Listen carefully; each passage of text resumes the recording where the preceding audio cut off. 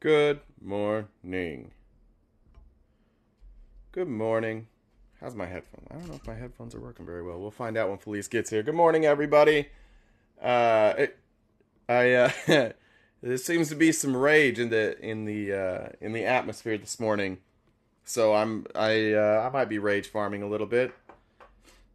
Let's let them know. I'm not. Whoever said I was late in the Discord, I'm right on time. I was just late putting up the message. Late on the message, but that's me. When am I not late on the message? When was the last time I showed up on time? I need police to get here so I can get my drinks. I'm not late. You're late. You're 2 minutes late. I've been here. I've been being here. See, this is why I can't do this. This is a turning into a mutiny. Alpha is insecure. I agree. Felice Navi. How bad do you hate that when people say Feliz Navidad? Has that Oh been like my your whole God. life? Yeah, like just singing that song to me nonstop. It's Yeah, kind of cool though that like people are serenading you. That's fun. yeah, Nobody ever definitely. serenades me. Oh, speaking of serenading, do you remember how Z-Pack came up and let us know that he has a better voice than you? Yeah. I did check out his singing videos. Are they good? Yeah, Why did you shrug at the beginning of that? yeah. I mean, I just don't want to. Just trying to let you down easy. We can have a sing off sometime. Wait, where are they on his TikTok? Is that where you went? Yeah. All right, let's see. Well, yeah, they're somewhere on there. Do you want me to forward you some? Because I think they're like older. I don't know if they're like right. Um, Should we play well, one? I can yeah I can go to them. Okay. I did want since you have it before I was gonna pull it up, but I'm sure you have it. I just wanted our opening thought to be given by Chip Roy this morning. Oh, exactly. Could you Yeah. just play that for us real The quick? the Demo the, Yeah, do you have it? the Democrats ad. Yeah. Just give me No one. Democrat should ever run another ad. I know. This should be every Democrat's ad from now until election day. That's right. Plant's right. I was early. Felice sets the time. So if I'm here before Felice, which is terrific because I start Important the to live. get to work before your boss. You know what I mean? Yeah, and I So, was. And look at the smile on my face. Ear to ear, baby, as Ben happy. Affleck would say. Let me find. Might be too soon for Ben Affleck quotes this morning.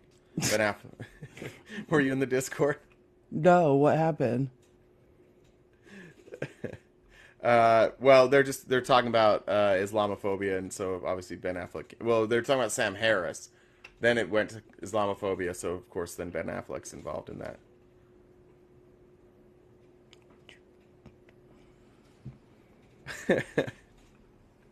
I'm gonna be trolled into oblivion by Jen. I'm pretty sure that's how my life on TikTok ends. It's just Jen trolling me into oblivion. I've I like when she is You like that? abusive to me. Yeah, I kind of Oh, to do. you? Oh, Or okay. both of Well, us. who's abusive to you? I Nobody's like how tough abusive she to is. you. I mean, I just okay. That's Who the hell's abusive to you? You were handed the Discord after one day. I even tried to give the Discord to Athena yesterday, and it didn't work. They didn't even. I tried. here. Okay, I think I found it. One thing. I want my Republican colleagues to give me one thing, one, that I can go campaign on and say we did. One. Anybody sitting in the complex, if you want to come down to the floor and come explain to me one material, meaningful, significant thing the Republican majority has done besides, well, I guess it's not as bad as the Democrats.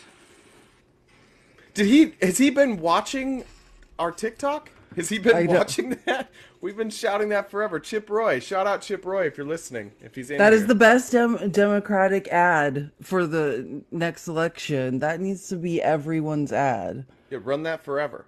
I'm finding Z-Pack singing videos. Here, I'm on I'll his forward you. TikTok. I can He's gonna play be him. like, "Why are you guys doing this to me?" You know why we're doing it, because he made a claim. And stress echo? Z-Pack's been at this for a while. He's a Renaissance man. He honestly might have the best Trump impression I've ever heard. It's good. I was I think watching. he's losing his voice. He's like ruining his vocal cords over it. May not be able to speak much longer, but We do have a guest request here.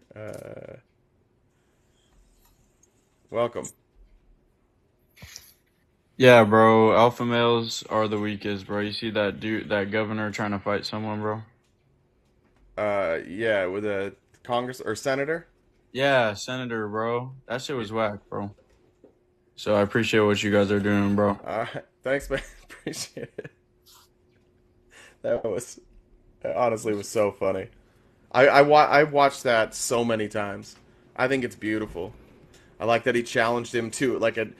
The funniest part about that video was every time Bernie Sanders is like, "All right, stop." Mark Wayne Mullins, stop. And he's like, "Okay." And then he's like, "But I have questions." He's like, "Okay, but the question can't be about fighting." And he's like, "Okay, deal. All right, March 30th, we'll schedule the fight." And Bernie's like, "No! No!" He had to stop him so many times, and then he would just be like, "All right, we're not talking about the fight." And he's like, "Okay, we're not talking about the fight." And he's like, "So you think you could beat me in a fight, huh?" That's the next thing he said out of his mouth every time. It was beautiful. Did you Poor send Bernie. me Did you send me Z-Pack? oh no, I'll do that right now. Sorry. Oh, well, Don't be. I'm sensitive this morning. Are you? What's going on with you? It's cloudy.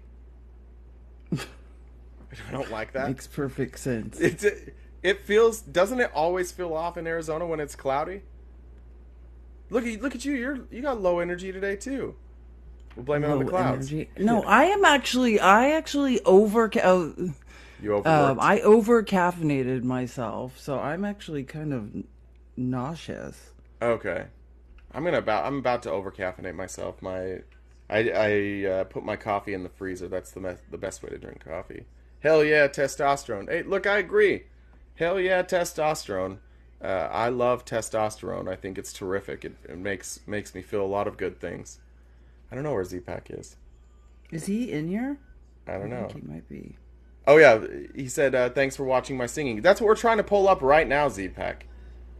We're trying to pull up your singing right now, but it's not going. I sent them to you on Oh. TikTok. Okay, sorry. That's on me. Pull it up.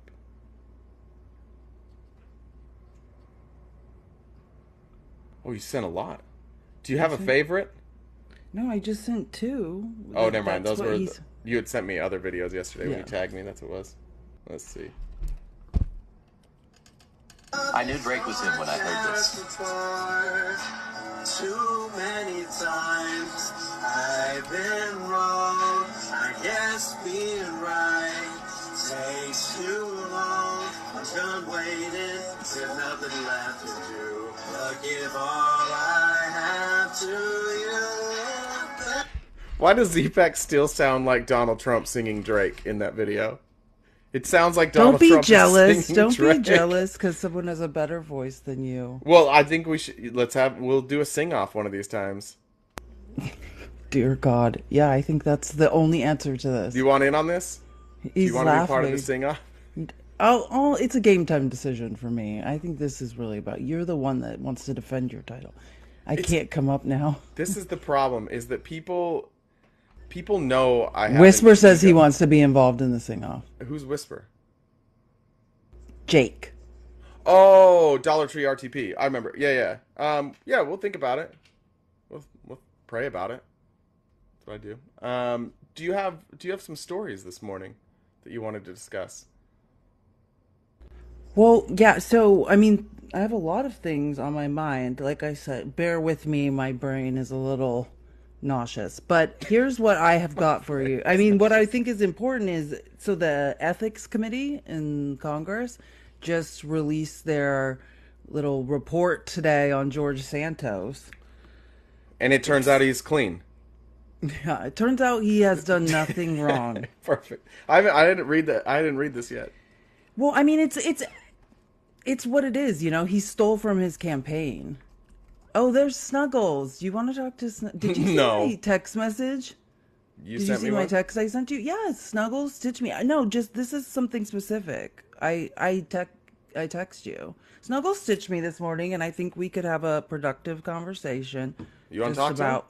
Yeah, that's what. All right, come on up, yeah. Snuggles. If you're gonna stitch, Felice, here it is. Oh, sorry, I've just been busy framing the Rico one. Wow. So I'll explain. You framed that.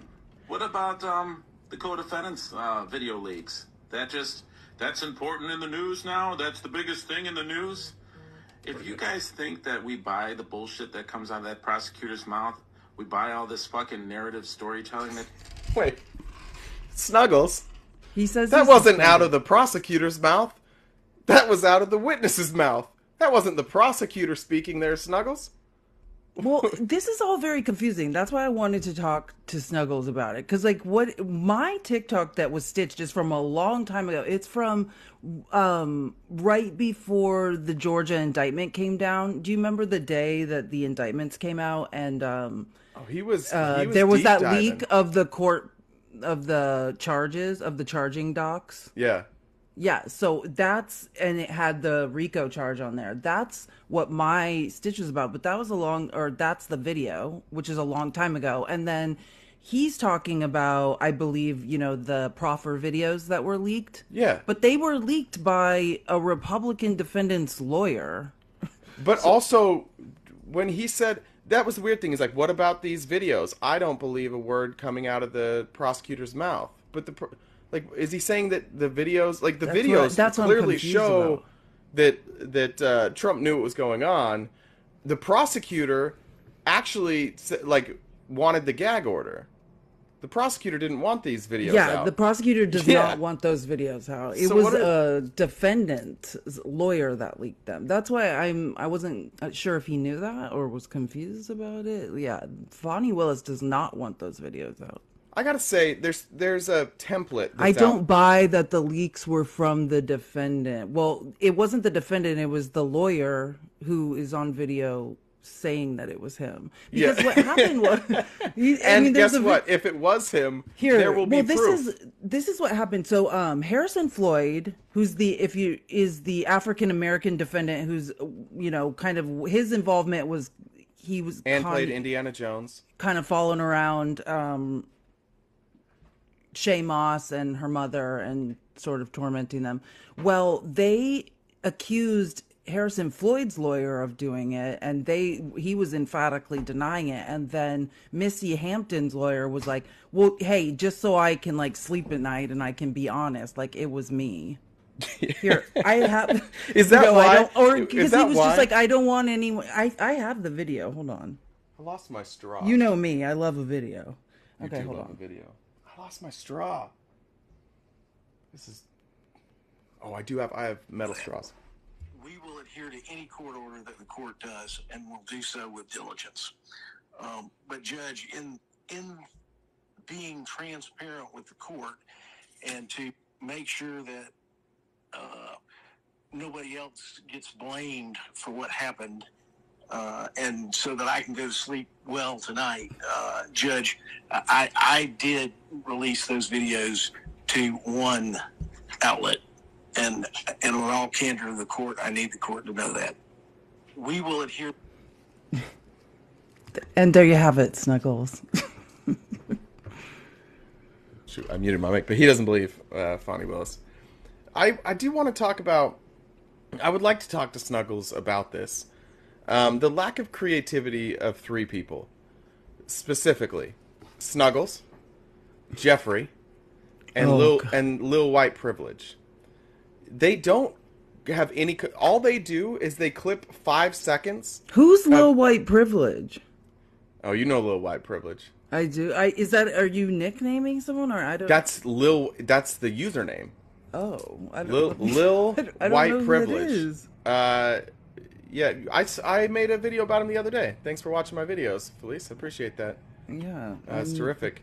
They all use Stitch in the worst possible way. They clip 5 seconds of just whatever, and it doesn't matter, and then spend 3 minutes ranting about something unrelated. That's what Snuggles' video is right here.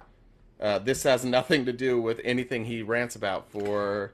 I guess this was a good 59 seconds. I get confused about Jeff's. Jeff really does do that. It's like he stitches videos, but then answers a different question, and you're just...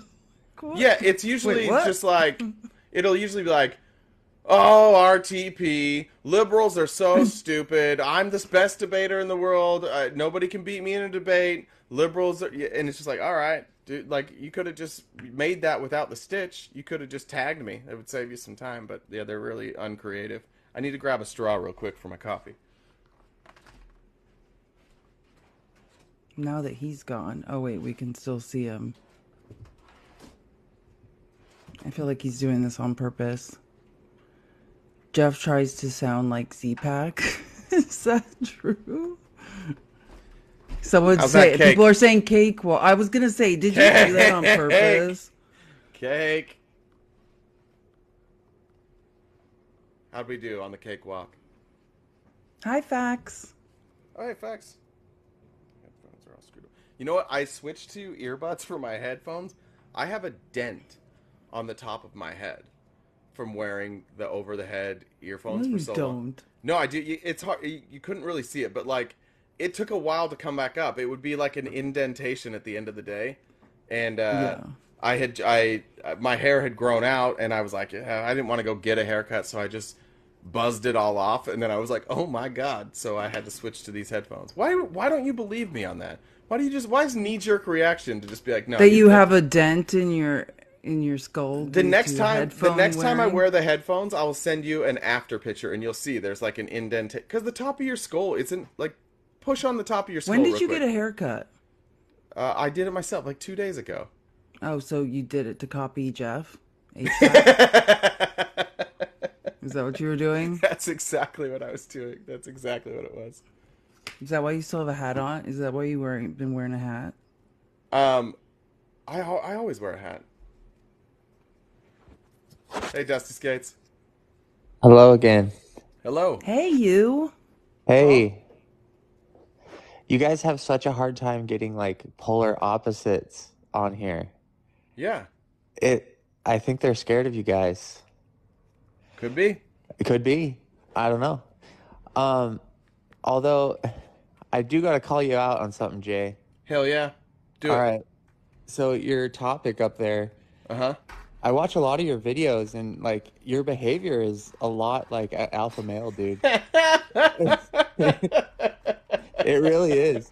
Like, Why? I'm not saying they're not funny, and I'm not saying I don't like them, but It feels like that's what you're saying. We should talk about that. the talk way about that it. you attack people is so alpha male-ish, dude. Well, I had to speak their language, you know? That is such an excuse. You're saying that my behavior is a bit toxic at times? Is that what you're saying? No, I wouldn't say toxic. I would say, like appropriate to lure in the audience that you need. Yeah, look, without Donald Trump, I likely would probably still be, I would probably really like Jordan Peterson, and I would probably really like Joe Rogan, and I probably would. I don't think I ever would have really liked Andrew Tate, but I probably would have liked women a lot less, for sure. So there's probably some. I mean, there's definitely some in there. There's some leftover alphaness in there, which is just insecurity. That's you can call it what it is. It's just being an alpha. It's just being insecure. That's all it is. And so you have to like use bluster and pretend that everybody else is the problem. And I was talking to, I don't remember who I was talking to about this. Might have been Felice, but we were talking the other day on just like the alpha. The biggest indicator of an alpha is they feel like their opinion on everything matters. Like, it doesn't matter what it is. They have opinions literally on everything. I was talking to my ex. That's what it was. Because I'm going back to Utah. And I'll have to be around a bunch of conservatives. And this is the conservative men mindset is like, no matter what, their opinion matters. They just think that their opinion always matters, despite any knowledge on the subject at all. So it'll be like if you started talking about cars, I would just be quiet. I don't know a goddamn thing about cars, and I don't care. So I'm fortunate enough that if somebody says something I find uninteresting, I just leave or I check out. I don't listen. I don't sit there and pretend and try and add to the conversation. I usually make it pretty clear that I'm not interested in that conversation. I'm probably not that fun as a dinner guest. But that's the alpha bro way of speaking. Just have really strong opinions about everything, and never fact check anything. And if you have a strong opinion about something, and somebody's like, well, actually, and they correct you, you're like, oh, bro, real cool. We were buzzkill. Like fact checking, reading, research, all of that is a buzzkill to the alpha bros. Yeah, okay, I see. I guess I see what you're trying to say about alpha male. I mean, I guess the way I see alpha male is like somebody who's like, I don't know, trying to like suppress another person's like feelings. Not necessarily like debating them with facts, like you said, but like someone who's like calling someone out to make them feel worse for what they believe or what they wear. Like, you know, like calling someone out saying this is as stupid as your face tattoos. Yeah, it's Like, just a way to compare, right? Like if you set a standard, if you say these are the things that like real men do, these are the things that like alpha men do, you set that standard, and then you're able to measure yourself against everybody else. And men love measuring against each other. We talk about the measurement of things quite often, but that's the whole point of being an alpha male. Like here's the top line: you make money, you're in shape. You got to have a trophy wife, and if you don't have a trophy wife, the good news is alpha males have kind of evolved where it's the woman's fault that you don't have a trophy wife now, which is great. So you don't What? if you've done your part and you've went to the gym and you made a lot of money and you don't have a trophy wife, it's because women are bad. Women are changing. These goddamn women. I don't know if you know about this, Dusty. I don't. Women are working now. yeah. They have careers. They're educated, and some women don't even want to date men. They want to date other women. So Well, of course. that's on them. Yeah. Yeah. See? Yeah. Okay. So if you are single, as long as you make money and you go to the gym, by the way, personality not important. You don't need any of that. Don't worry about that. Education, personality, empathy. you don't need any of that. It's just gym and money. And if you don't have a trophy wife who has a nice meal for you, and by the way, has a baby whenever you want, as many kids as you want, and is the perfect mother, and you come home and she's all dressed up, the kids are all perfectly behaved, they tell you how great your dad is. If none of that happens to you, then that is entirely the fault of women. So it's a pretty Okay. good deal. It's a good deal being an alpha Okay. bro.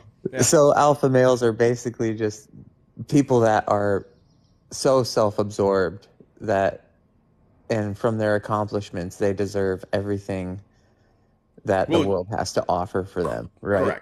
Correct. And if they don't get it, it's nothing. It's not their fault at It all. was the world's fault. Well, that's true though. Or they didn't make their bed. Right? That, depending on Yeah. if you're listening to Jordan Peterson or not. You do need to make your bed every morning. Okay. So. Anyways, I'll send you a copy of 10 Rules for Life by Jordan Peterson, and then a month-long... I'll give you a 30-day free trial of Andrew Tate's Be a Alpha Academy or whatever the shit that is, and let me know So after we 30 need a good old fashioned mid level marketing scheme. You know what I'm Yeah. saying? That's a You real guys, sign you're an you guys would alpha. benefit from that. Who's an MLM? Yeah, I'll get you that trial I'll get you that trial over to you. I'll Wait, DM so it. are you calling me an alpha male? You just No. need to get like 20 people in your downline, and then you're officially a real man. Okay. Yeah. Look Yeah. for the DM. All right. Okay. Okay. Thanks, Dusty. I gotta go. Oh, all right, bud. It was good talking to you guys. See ya. You too. See ya. I like him, dare I say. You seemed to dare to say. Your dealer's choice here, Eddie or HVAC? Which I don't know which Eddie Jeffrey! is. All right. Wait, is this Snuggles spokesperson? You coming in to speak for Snuggles since he's banned till 3? Yeah. How's it going, guys? Good. You sound Better now that you're here. You sound regular. This is cool. I know. Yeah. Very calm. Just chilling, You're man. so calm. I just got stuff together, getting ready for work. I got an hour, so I hear you. Just the usual me, a nice version of me, because I get a little bit triggered later on during the day. You know how I get, but yeah. So I got the debate with Rational Thinker tonight, actually. You have a debate with Rational Thinker? Yeah. Or no, Rational Boomer. Oh, yeah. I don't know who that is. Rational Gen X or Rational Boomer? Rational Boomer. I don't know who that is, but I saw their video calling you out. I think they have like a podcast or something. I don't think they're like big on TikTok, right? He's got 280 followers, 1,000, and the video that he made calling me out got like maybe it's probably up to like 150,000. But I don't think he does. Sorry, what I mean is I don't think he does like lives normally, right? He hosts a podcast. Oh yeah, exactly. Okay, yeah, I didn't know who that was. I just thought about it. Like he hasn't sent me any information about it, so I'm kind of like curious about what it is. Oh yeah, he's following me. I just followed him back. I wonder. We should. I think it's like pre-recorded, right? And then he's basically gonna go in and make me look as bad as I can, and then probably post it. I'm sure. Well, so you might be doing like a. You might help like him with that, Zoom? Jeff. You might give him some. It's when it's not live, it's a completely different animal. But our agreement was if I went onto his, and he would come live onto mine. I think that's fair. What are you going to debate about? He just goes, Trump and Biden. I suppose he's all about the the trials and everything. So I'm for it. He's a smart guy. Have you done any research? You know he's going to want like facts and stuff, right? Yeah, of course. What are you going to do with that? There'll be no problem with that, buddy. I got plenty of facts. Now, the way I debate. Have you been saving them all for him? Yeah. Well, see the thing when I usually, like a squirrel or just hiding his nuts away for winter. You understand that when you debate, right? Whoever's asking the questions is controlling the debate. You know that. Right? That's actually in life too. That's in sales. That's in life. That's everything. You talking about the moderator, or are you talking about the person, the people debating? Yeah, it's like if we start a debate out, right, and I ask the first question, it's like, when you're playing chess and you get to move first. Oh my God, I just figured this whole thing out. Jeff, at some point, somebody told Jeff that whoever asked the questions is in charge and is winning, and that's why you respond to everything with a question? No, I don't respond to things. I answer the question directly. Thank you. So, but anyway, you can listen to so there's going to be two stances that are given. It's just that people are so self-involved and emotional. All they can think of is their own stance. And that's fine with me because that's easier to debunk anyway. How do you think, so you're going to talk about, do you want to practice any of this, or you feeling confident going in? Dude, buddy, I was born ready. Okay, it's kind of just the way I roll, right? Like, yeah, and you know what? Most of it is just being the ability to communicate with people. It really is. Like if you kind of know how to how it goes, and you can communicate with people, and you can get people to like you, and have a great personality and great charisma, then basically if you can be the greatest alpha male. Alpha males are known good debaters. That's the thing about Andrew Tate that everybody loves so much, is his rational and fact-filled debate strategy. That's what he does a thing that you do really well, where every bit of strategy during your debate is just a hypothetical, and then once they answer the hypothetical, you go to another hypothetical. Is that part of the plan tonight? No. So again, when you're debating and people are using a principle, right? Well, Jeff, I've debated you maybe as much as anybody, so I do feel like it's fair for me to say I've never felt like you've shown up with a whole bunch of facts. The last time we had a debate, that was the reason it all ended. It ended Whispers Live, is we were all like, Jeff, can you just talk like a human and stop doing hypotheticals? And you're like, well, what is a human? What is a human? And we were like, God damn it. Right. Because look, the thing is, it's like you're so quick to like be emotional and tone police people on this particular subject. But it's funny because, dude, I watch you all the time and you do the same exact thing. Yeah, the thing is, I don't think your ability to identify what you do is you get emotional and then you tone police. Sure. I don't think that you do a good job with self-reflection, because if you think what I do and what you do is the same, I'm a little concerned about that. Yeah, you just rattle off some shit you memorized from the internet, right? Yeah, And then facts. get back Yeah, up. yeah. Yeah, Data. again, your facts are under contention, right? Your facts are not my facts, buddy. Well, I know that. I do know that, Jeffrey. But mine are based on reality usually. Yeah, I mean your version of reality, right? That's like saying that's like if you're 18, you know everything, right? It's your reality, it's your perception, but you know nothing, right? Nothing. Not you. I'm not saying that you don't know anything. Okay. I think you are I think you are steeped in a lot of facts, and you do bring that to the table. But that's not a difficult thing to do, right? Well, you have to memorize things.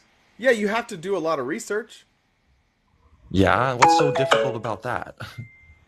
Well, I noticed, Jeffrey, that I'm going to give you a compliment. I noticed that you have built quite a following. I think Republicans enjoy watching you debate. And I was thinking, like, why is that? And I think it's just because Jeff is literally doing a pretty solid impression of Trump, like he's doing an impression of a philosophical debate format, you know what I mean? And then the people that are listening don't really understand it, so they think like, oh, he's super smart, like he's out here doing this, and then like Jeff, just regardless of if he wins or loses, never admits defeat. Someone, Scumbag 88, just told me to shut up. I thought about it, and I don't think that I will, but thank you, Scumbag. I appreciate you thinking about that, though. Wait, Matt. Wait. Someone just called me stolen valor. Dude, you're an idiot. What are we doing? We're responding to the comments all day to both of you. Jeffrey was in the military for 8 years. That's true. And it's backed up by a DD-214 with 1 combat deployment, and I'm also decorated. Anyway, Felice, you were going to give me a compliment? It was crazy.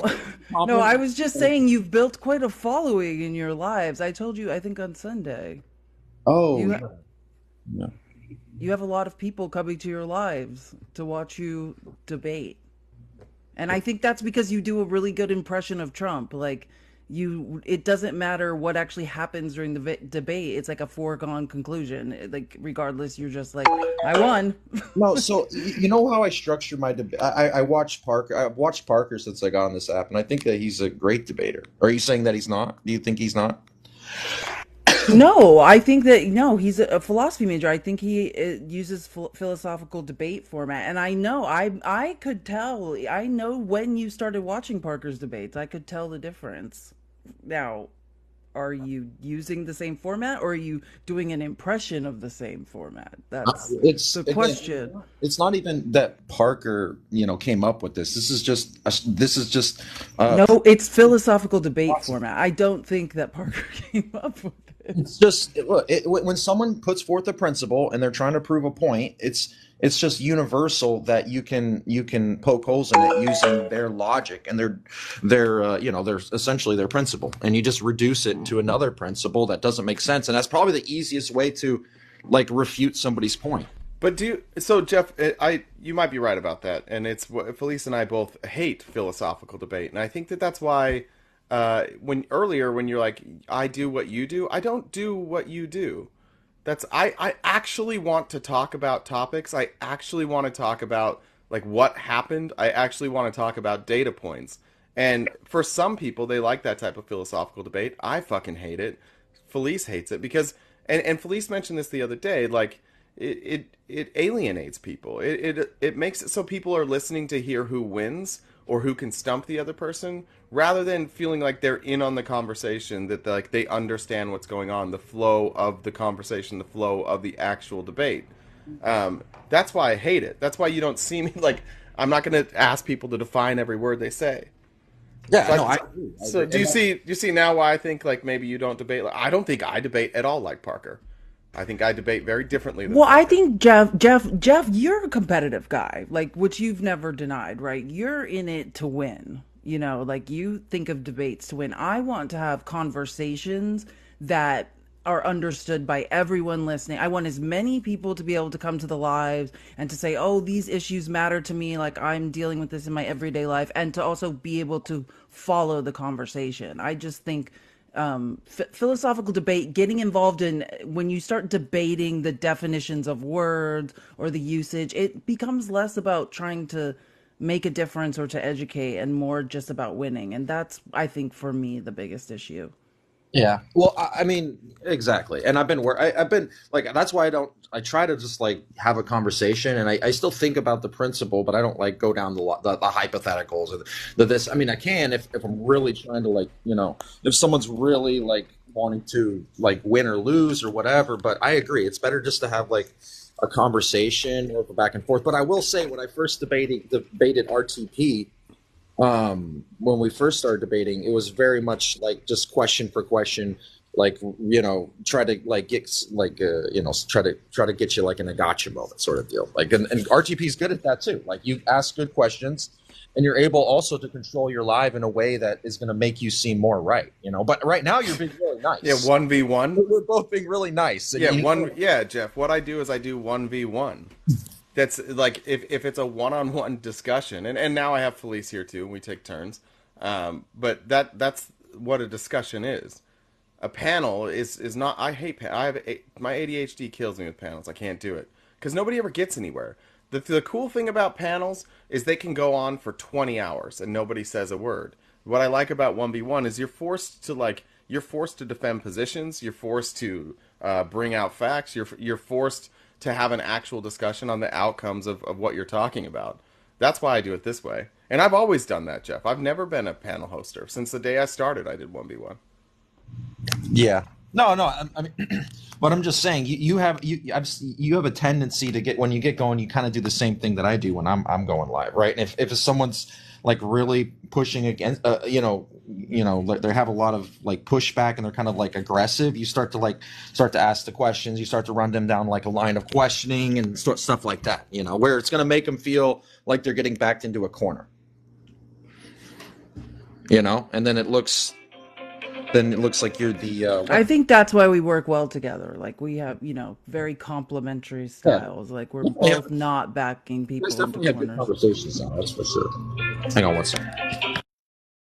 I got people in the box anyways, Jeff. I'm going to drop you down. I'll bring people up. You can come back. Good luck in your debate. Will you send us an invite, Jeff? Yeah, we want to. Yeah, let us know when it is or whatever. I'll ask. I don't think we've ever talked to the wrong one, but that sounds alpha E. It sounds pretty alpha. Messing with the wrong one. What's up, bro? Hey, what's up? Why are you saying that alpha males is the weakest man, bro? Because they're the weakest men, bro. And what's your reasoning for that? It's mostly just bluster. It's they want to talk about how great they are, how everything else is the problem of everybody else, how if you make enough money, you go to the gym enough, that you'll be great. But those are all just ways to cover up insecurity. If you drive a nice car, wear nice clothes, go to the gym, you can cover up a lot of your insecurity with that. So that's like your definition of like alpha insecure. Male. Yeah, I mean you're an alpha. You're alone for a reason. You're alone for a reason because people don't want to be around you. It's not fun to be around alpha males. Okay. I agree with that, man. I just wanted to see your point on that and what you thought alpha male was. Yeah, I think I think it's a really gross culture, and I think it hurts men.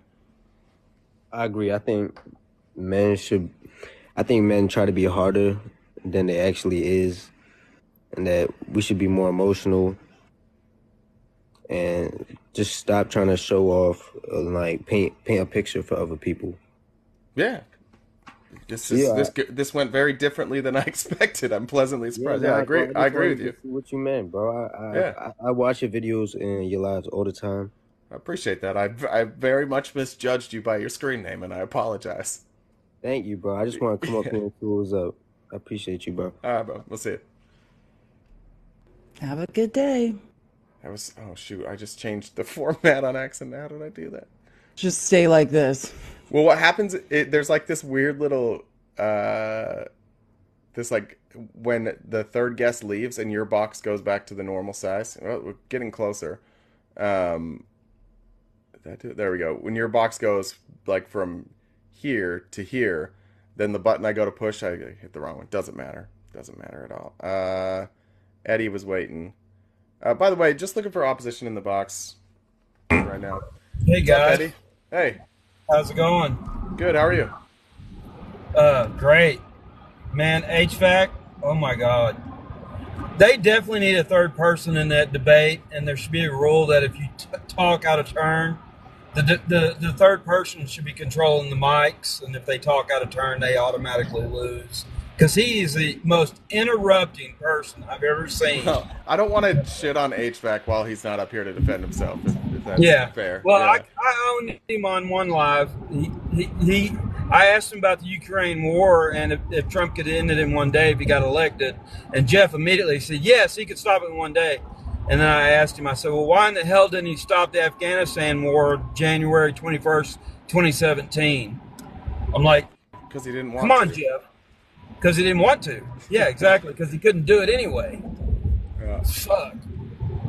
I mean, like, I don't get it. I don't see what, they're fealty to this big orange turd. And he's not on here to defend himself, but it's indefensible what that man is. Mr. Shitty Pants McFuckstick Trump,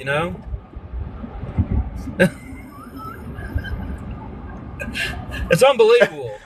Yeah. You shouldn't hold all your feelings inside, Eddie. You Oh, really I'm not need going learn to, honey. express yourself. I'm sorry. I did not mean to say honey. I'm sorry. Felice, I will not hold back. The truth is the truth.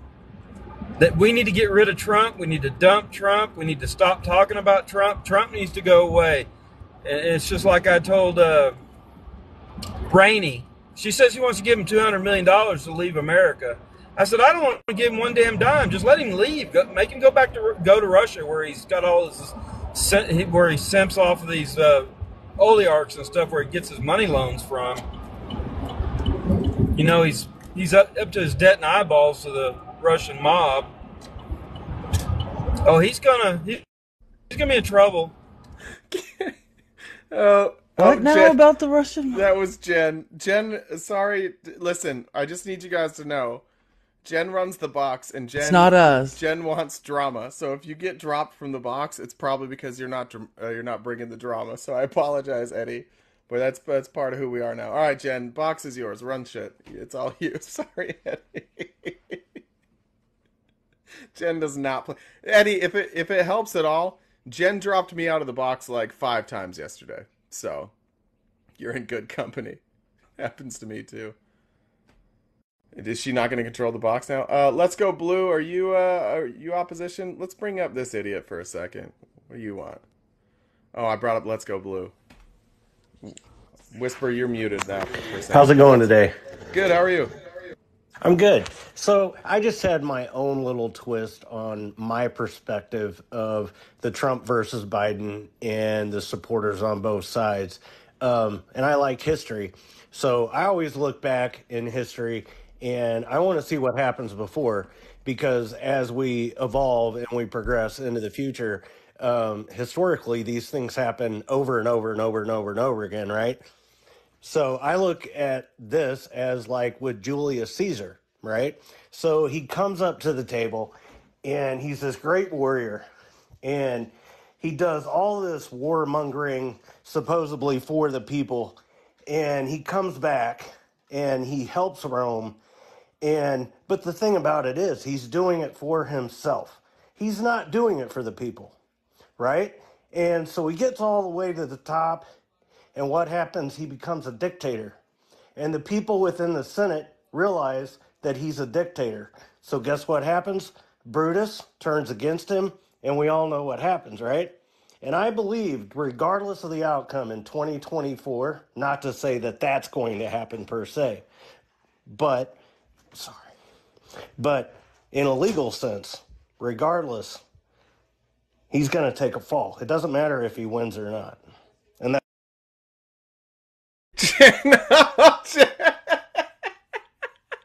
No, Jen is ruthless. How does it feel? I'm sorry. How does it feel to be helpless in your own life? Somebody in the Discord said white men think about Rome way too much. I'm okay with that. Oh, what happened to Whisper? Where'd he go? I think Jen happened. Oh, Freaking Jen. All right. Which we're allowed back for a couple of minutes, or well, yeah, I'll bring. Hey, is it time What for the is sing up? off? I mean, if you want it, we can do it. well, are you it just gonna depends. sing Drake? Is that what? Is that the plan? I mean, what do you want me to sing? I can sing Sinatra. I can sing Drake. I can sing whatever you want me to sing, bruh. Can you sing Gaga? Lady Gaga? Yeah, yeah, no, No. Gary Gaga. I mean, I'm sure I could, but like that would be weird. I feel like I'm not as good. I shouldn't have. I guess I shouldn't have said I can sing everything because technically, All right. I'm probably not as good at Gaga. All right, you're at karaoke. What's your go-to song? Sinatra. I think I would definitely. How old are you? What do you say? I'm 35, going on 80. Just showing up for the Rat Pack karaoke. My body feels like it's 80 sometimes too. But yeah. I mean, well, give us some Sinatra then. Let's get some Sinatra. Do you want acapella, or do you want me to like hook up the sound service? I don't know how. I'm outside. Sounds like you're in the middle of a road, so I don't know what sound well, I'm in service. the middle of, I'm outside. I'm about to go in my car. So if I go in my car, it'll be quiet, and the acoustics will be better. All I right, just get got your- my hair cut, Ooh, so it's going that's around. why I'm walking to my car. Did you What? also cut your hair because HVAC cut his? That's what I was accused of, is cutting my hair because of HVAC.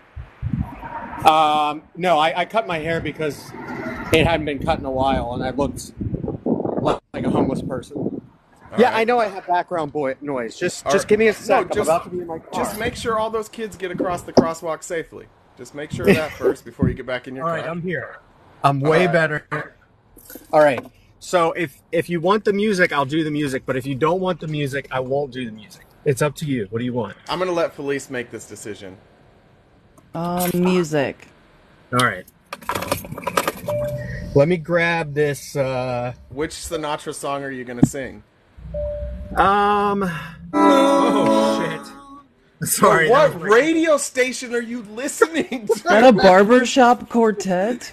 I don't know what that was. I don't know what it was. I didn't do it. It wasn't me. Anyway. What is this? Back to the Future? Is that what? Yeah. All right. You drive? Here, Yeah, we'll you're driving do. a '57 Chevy there. We'll do "Call Me Irresponsible." By I don't know that song. Do you know that song, Felice? Yeah, Maybe. like not all the words, but yeah, I know what he's talking about. All right, go All right, for here we it. go. All right, here we go. Here, you want to hear "Fly Me to the Moon"? All right. 7 months old. He said "Fly Me to the Moon." Yeah, we'll go "Fly Me to the Moon." All right, I got you.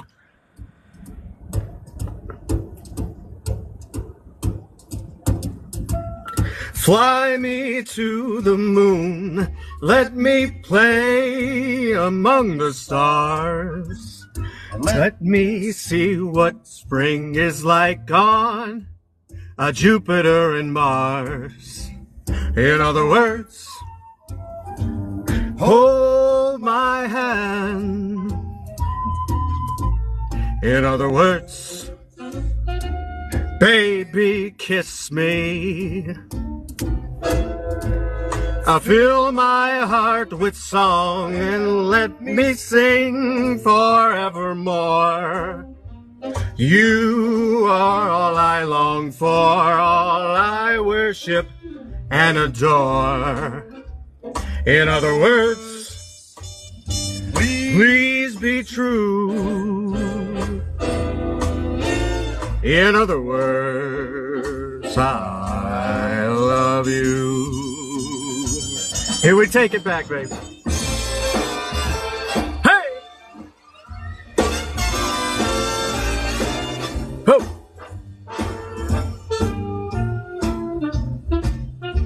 This is a nice like instrumental break, like on the karaoke screen where they like have little blocks.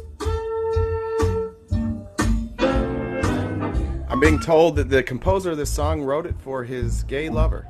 Oh, good.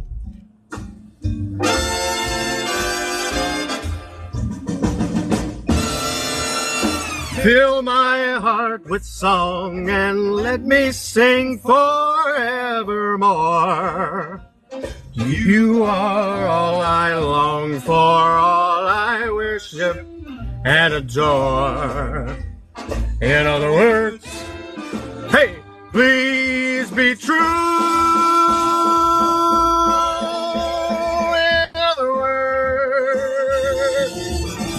In other words, I love you. I loved it. Thank you. That was amazing. That was beautiful. All right, you win. All right, you win. Okay, fine. You just admits defeat. Yeah, what am I gonna do to that? You could sing that Prophet song. You say yes to I Can mean, I tell you a story about me singing one time when I was Yeah, a go Mormon ahead. missionary? I'm trying to remember what the song is called. There was this girl that got baptized, and the song is called "Lead Kindly Light." I think it might be what I think it's called. "Lead Kindly Light." So she asked me to sing at her baptism, and I sang. Oh, and they then- want me to do Tupac now. Okay, okay. And then she said, so later on, she sent us a copy of her journal entry that she had written, and she mentioned, she's like, Jay. She didn't say Jay, but I don't want to dox myself. But she's like, Jay sang this song at my baptism. It was beautiful, and what's even better is he sang it in French. I didn't sing it in French. I definitely sang it in English. And some of the words were like a little old, but apparently the way I sung it, she took it as it was French. So I've thought about that my entire life. Another fun story, I sang a lot when I was a missionary. I was asked to sing a lot, and somebody told my parents, and my dad responded to them by saying, he can't sing. And like my parents, if you ask my parents, like, can I sing? They'll be like, no, he can't sing. So it's been kind of like a love-hate relationship. And now Whisper came up because he thinks he can sing too. Yeah, I was gonna say. I think you have a challenger. Yeah, Whisper, are you challenging me? Because if not, I'm going to go right into Tupac. No, you can go right into Tupac. Okay. The only thing I wanted to come here for was to say that Jay definitely can. Oh, sorry about that. Okay. Go ahead, go to Tupac. All right, here we go.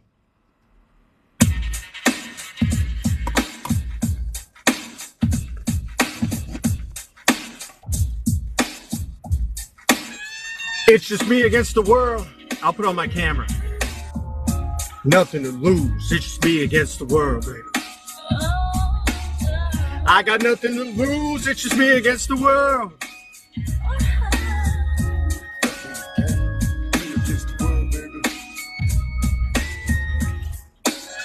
Can you picture my prophecy? Stressing the city, the cops on top of me, the project's full of bullets, the bodies is dropping, there ain't no stopping me. Constantly moving, I'm making millions, witnessing killings, leaving dead bodies in abandoned buildings, carries the children cause they illin', addicted to killing, but the appeal from the cat killing, without feeling before they last, don't be blasted, hot-headed, but maybe he'll listen in his casket to aftermath. More bodies getting buried, I'm losing my homies in a hurry, they relocating to the cemetery, got me worried. Stressing my vision's blurry in the pictures will I live. No one in the world loves me. I'm headed for danger. Don't touch strangers, put one in the chamber whenever I'm feeling this anger. Don't want to make excuses, cause this is how it is. What's the use unless you shoot and no one notices the youth? It's just me against the world, baby. And that's a verse. Okay, thank you, Bars. Wow. I am so impressed. Thank you, thank you, thank I'm you. impressed that you. No, you because win. for real, to Lock come your on car here and do doors. this takes Jones guts. is like, lock your car doors. Oh, shit. I don't know if that's good or bad. That's beautiful. Okay, well you win. I don't even have the guts to do what you just did. Like, That's what I yeah, said. yeah. I respect it just to have the guts to do that. Is like, Have oh, y'all I ever respect saw the beginning of Office Space where the dude is bumping? Yeah. like- Yeah. So and, turn it down. and then the black person walks by and he locks his doors, turns down the rap music. Yeah. Yeah. I mean, look, I know it's not Tupac, right? But like, that's about the best I can give it. You know what It's I mean? one Pac.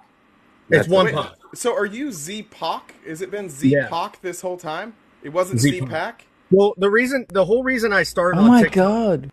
before politics was I was doing Tupac Tuesdays, which was like it was like a movement for like, you know, keeping his legacy alive. And I did that on Instagram first, and then I moved it over to Tupac.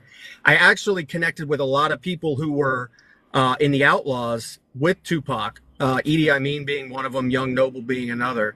And like they like shared my videos and shit. What the fuck are you? What is going on? Dude, like it's crazy. Like this was like pre-COVID and then into COVID. It was insane. How are like, you? How are you part of the Outlaws and the Rat Pack? How did that? That's crazy. I don't know, man. It's so cool, man. It's so cool.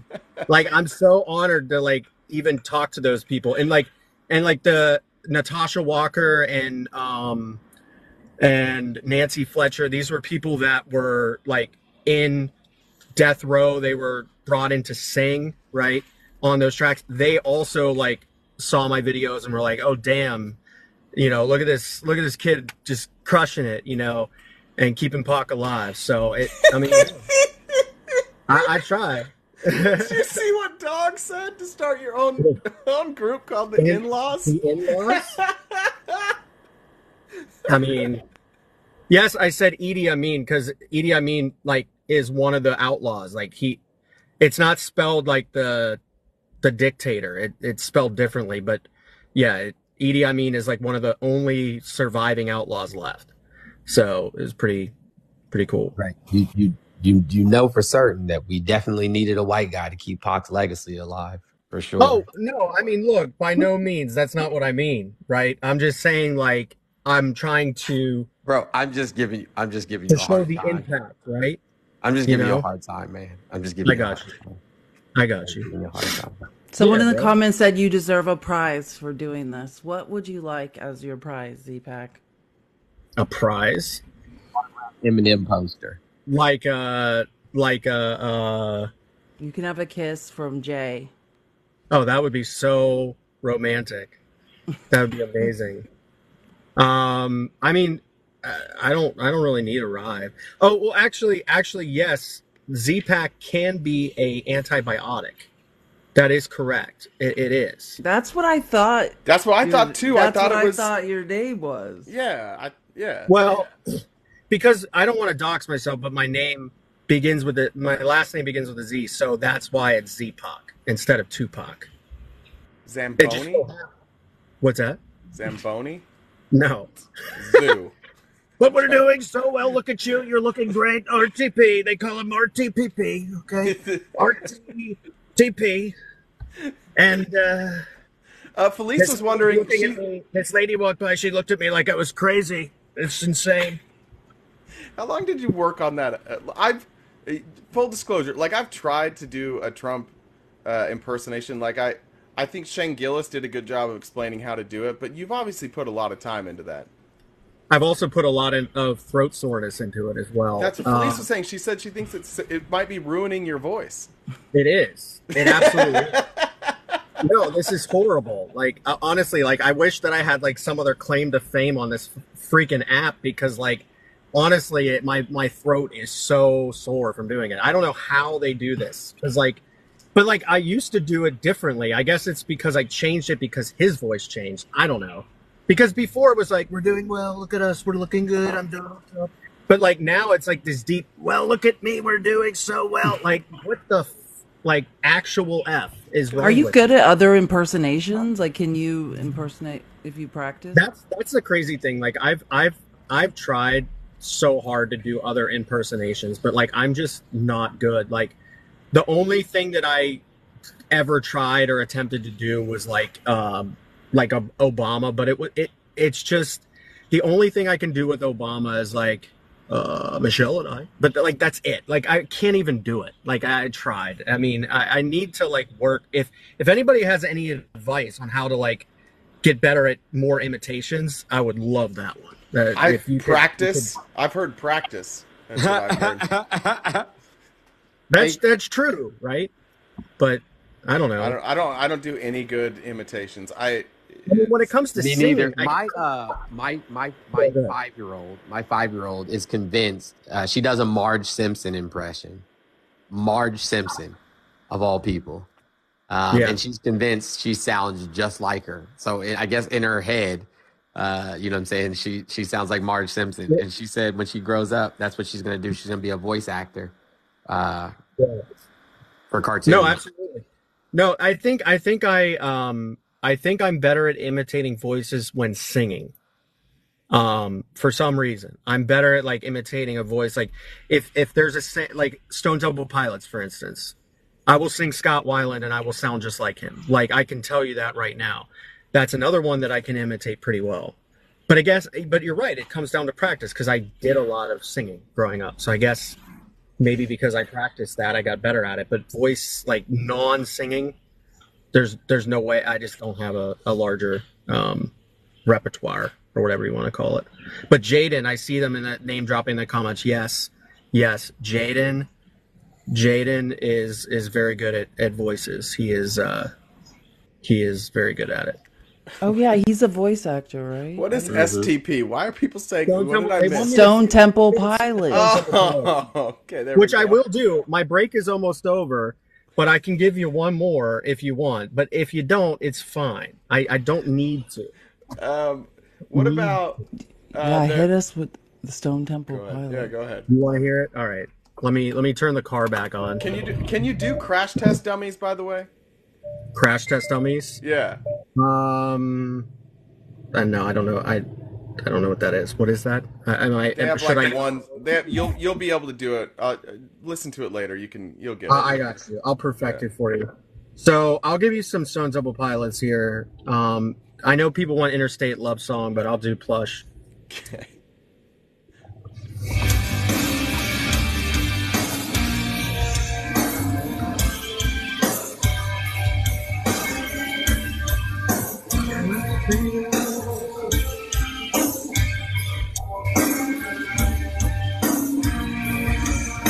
I hope I remember the words.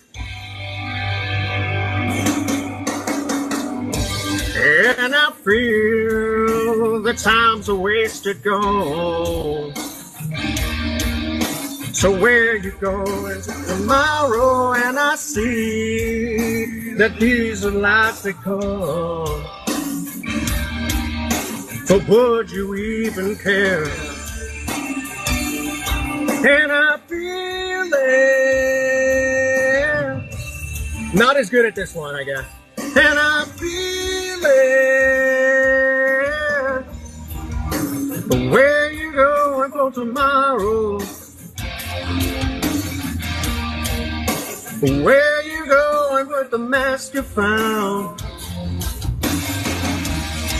And I feel when the dogs begin to smell her.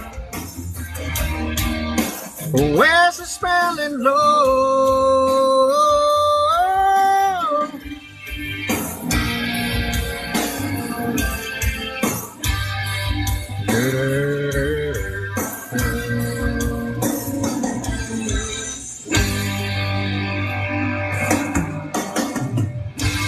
And I see. I've had enough Stone Temple Pilots. I've had enough. It reminds me of my brother.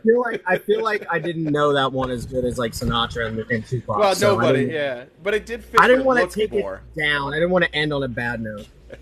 No, it was good. You did a great job.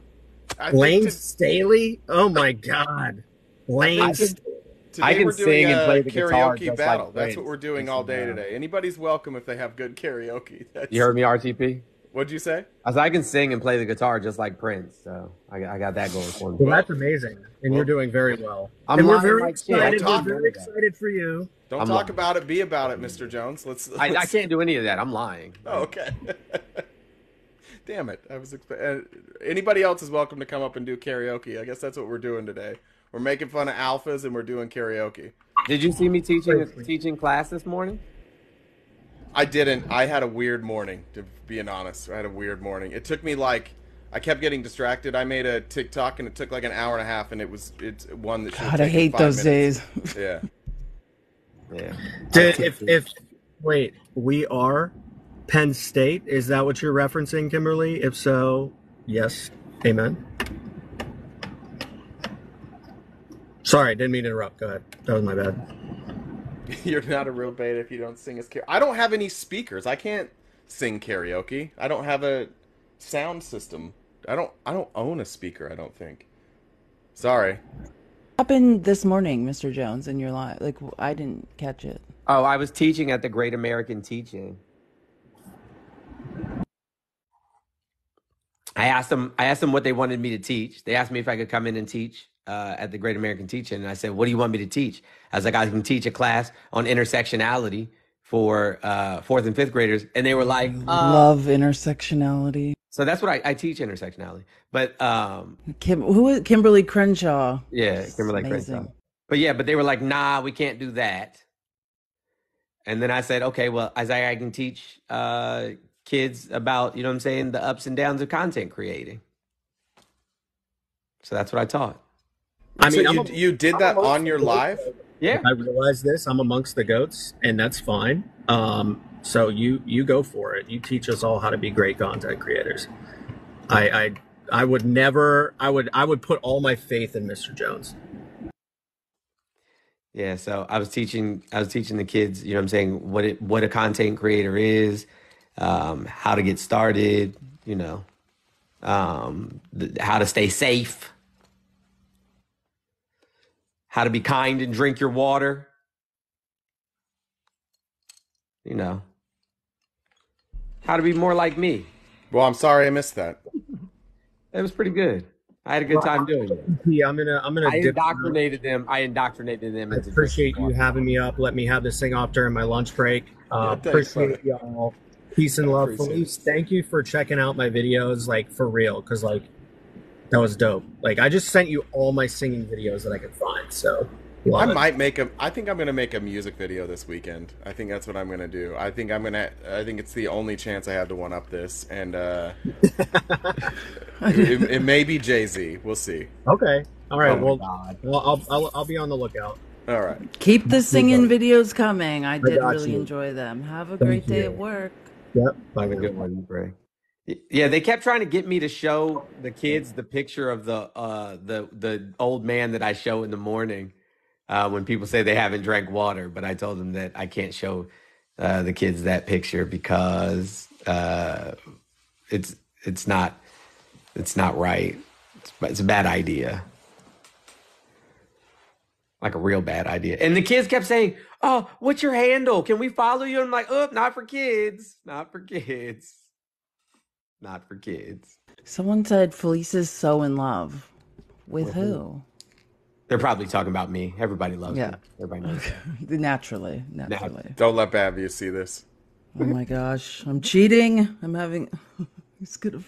He probably... Yes, the kids asked for my autograph, but I said no. I said I don't do autographs. Did somebody really ask for your autograph? Oh, no bullshit. That's amazing. That's so cute. Yeah, I said, "No, guys, I don't do autographs, but thank you." Wow. How look at you. You're so big time you won't even give a kid an autograph? It didn't have nothing to do with Damn, that. Jones. There was fucking like 50 kids in there at each time. Oh, yeah, you didn't want to sign 50 autographs. Oh, Gorilla's here. Gorilla, are you at work? Can you come up here and talk to us about alpha males? Athena wants you to do karaoke, Jones. What do y'all want me to sing? Whatever. It's dealer's choice. Hopefully not Stone Temple Pilots. It definitely wouldn't be Stone Temple Pilots. To be honest with you, you know what I'm saying? Like, my throat's kind of itchy at the moment. So okay, sure. No, Okay. hey, Well- if anybody's ever watched my live, they know that I sing all the time. What would be what's your go-to karaoke song? I don't know. I don't know that I've ever sang karaoke. I just sing. You don't know if you've ever sang karaoke? Yeah, I don't think that I've never sang karaoke before. I sang at like, you want to hear a song, like hear me actually singing? Yeah, but hold on. I'm baffled that somebody hasn't done karaoke. That blows my mind. I mean, it's kind of white people shit. I'm gonna be honest with you. I was gonna ask that was my next fucking question. Is that just like? Well, it's really Japanese people shit, No, it really but is. I then know. adopted by. Yeah. Okay. Co-opted by co-opted by the whites. So, Like black people don't do karaoke. Is that what you're saying? just not me. I don't know. I can't speak for Okay. the entirety of the black community, honestly. What about your friends? Do your friends do karaoke? I grew up, you know what I'm saying? Oh, that's right. That's yeah, right. I grew up among. So your friends did do karaoke, but they were all white. All right, I get that. I don't know. Maybe we learned a thing today. Like my white friends were white and my black friends were black. Let's just put it that way. Jonesy, do you remember the morning that grew up you in were the DC doing a metro battle area. with someone What? and you sang? Say what? Do you remember that one morning when you were doing a battle? And Yes, and I I sang. think the I whole have a time.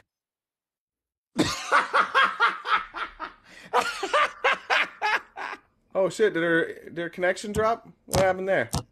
Oh, did we lose Felice too? Did I just lose Felice? Oh, she dropped everybody!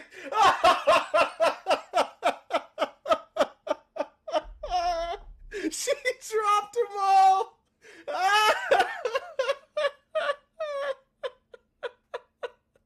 Oh no! It's chaos in here! It's absolute anarchy! Oh no!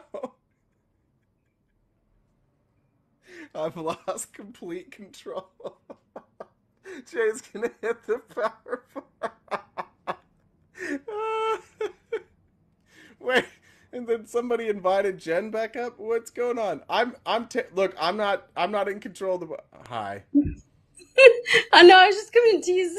I was coming to tease Jones. I have a video of him. I screen recorded it. Yeah, he's not here. You dropped him. I think that was someone else.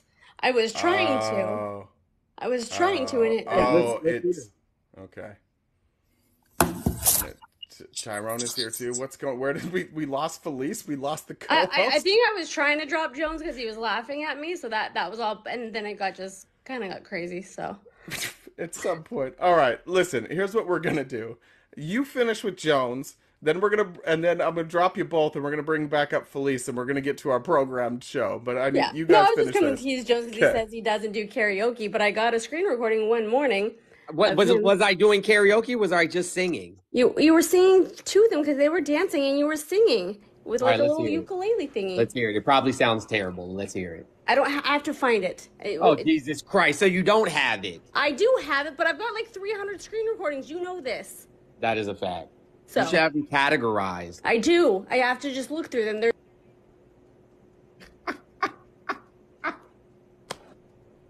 Why are you doing this to me? I don't know. Thanks for. We're gonna get back to our programming now. Thanks, Mr. Jones. I'll play my music for you some other time. But yeah, I've sang, but I just didn't do karaoke. Anyway. Thanks, dude. We'll see you. Bye. What chaos! Absolute. And chaos. now back to regularly. I want to point out that I've never dropped Felice. I just Who want to point dropped that out. me? To the, Who Well, did drop me? Let's talk about it. It's Whisper. Whisper? He's real salty this morning. Yeah. It's okay though. I really like Jake. So I'll allow it. All right, Jen, can you take control again? Tyrone got brought up and then immediately dropped. I'm not sure why. I'm going to let Jen be in charge of this. Athena was going to come up, but she's too afraid of Jen. Hey, Tyrone. Yo. Hey. So, are we debating or what? Sure. Okay, so for Unless me, you want to do after- karaoke. Well, karaoke, nah. Okay, we can debate that. Nah, look, I'm still a teenager and stuff like that, and a lot of people think it's like corny and cringe, the type of like alpha male shit or sigma male, whatever you want to call it. But I think that's like how you look at it. If you're looking at an alpha male, someone trying to improve their life in a way it doesn't affect others in a bad or negative way, I think that's fine. But if Just you're gonna go calling and yourself say- an alpha male, like, is positioning yourself above other people. Like, by nature of even saying I'm an alpha male is not, there's nothing about that says you're trying to improve your life. Now, you can adopt good advice as an alpha male. You can give good advice as an alpha male that is good advice. But if you're just the mere fact of saying, like, I'm an alpha male is saying, like, I'm above. Yeah, Right. I kind of agree. Like, it's like a 50-50 because if you say you're alpha male, you kind of have to back it up. Because these days it's like 14-year-olds, 15-year-olds going around high school saying I'm alpha male, and that's just cringe. Well, what do you mean back it up? What do you mean by that? I mean, like, if you're gonna say you're an alpha male, you have to be like, kind of act like one, be like one, but without being like, dragging other people down and stuff like that. I mean, it's just how you look at it. How does an really, alpha but, male act? if you're looking at a cringe point of view, it is kind of cringe, especially when like it's high school and if like me, I'm still in school and we have kids who think like they're alpha male and stuff, and it's really pathetic and cringe.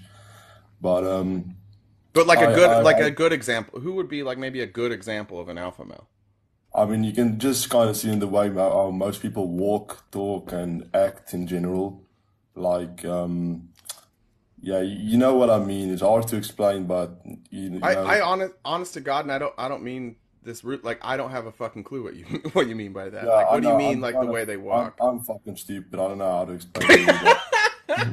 I admit that fully, but still, it's like people. It's a difference between being confident and overconfident. I feel like. Yeah, but like, who would you say is a good example of an alpha male? Somebody that like they Like a influencer right now or something.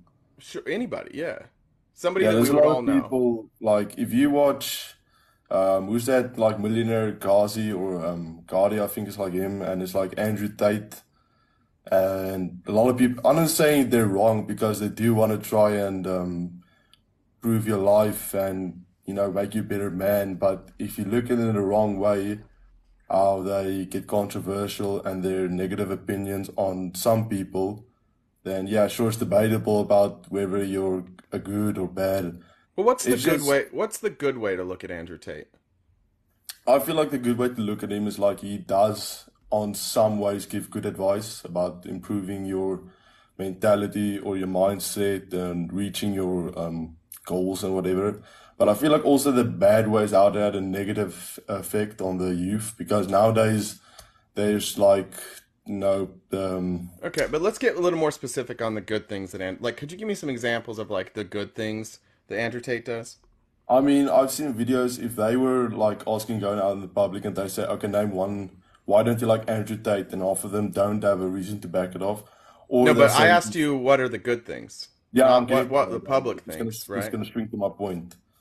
But I think he really, if you like, I don't watch his, I'm not a meat writer of him. I think in some cases it can get pretty cringe. But if I look at Andrew Tate, he does have some good facts about how to improve your mentality, your mindset, how to reach your goals. He gives good advice. But if you're like one of those people going like, oh, I'm going to escape the real world or that Hustlers University bullshit and that cringe, like, if you make that your entire personality, I just think it's a bit corny. Yeah, so like the other 2 days ago, he said, now I like to cook. Do you cook? Mate, if no, I can Yeah. pretty much. Just He said make that everything. men who cook are cucks. What do you think about that? Yeah, I think that's the point of that's like the part that's a bit like overdoing it. I know. No, there's, that's not overdoing it. It's fucking stupid.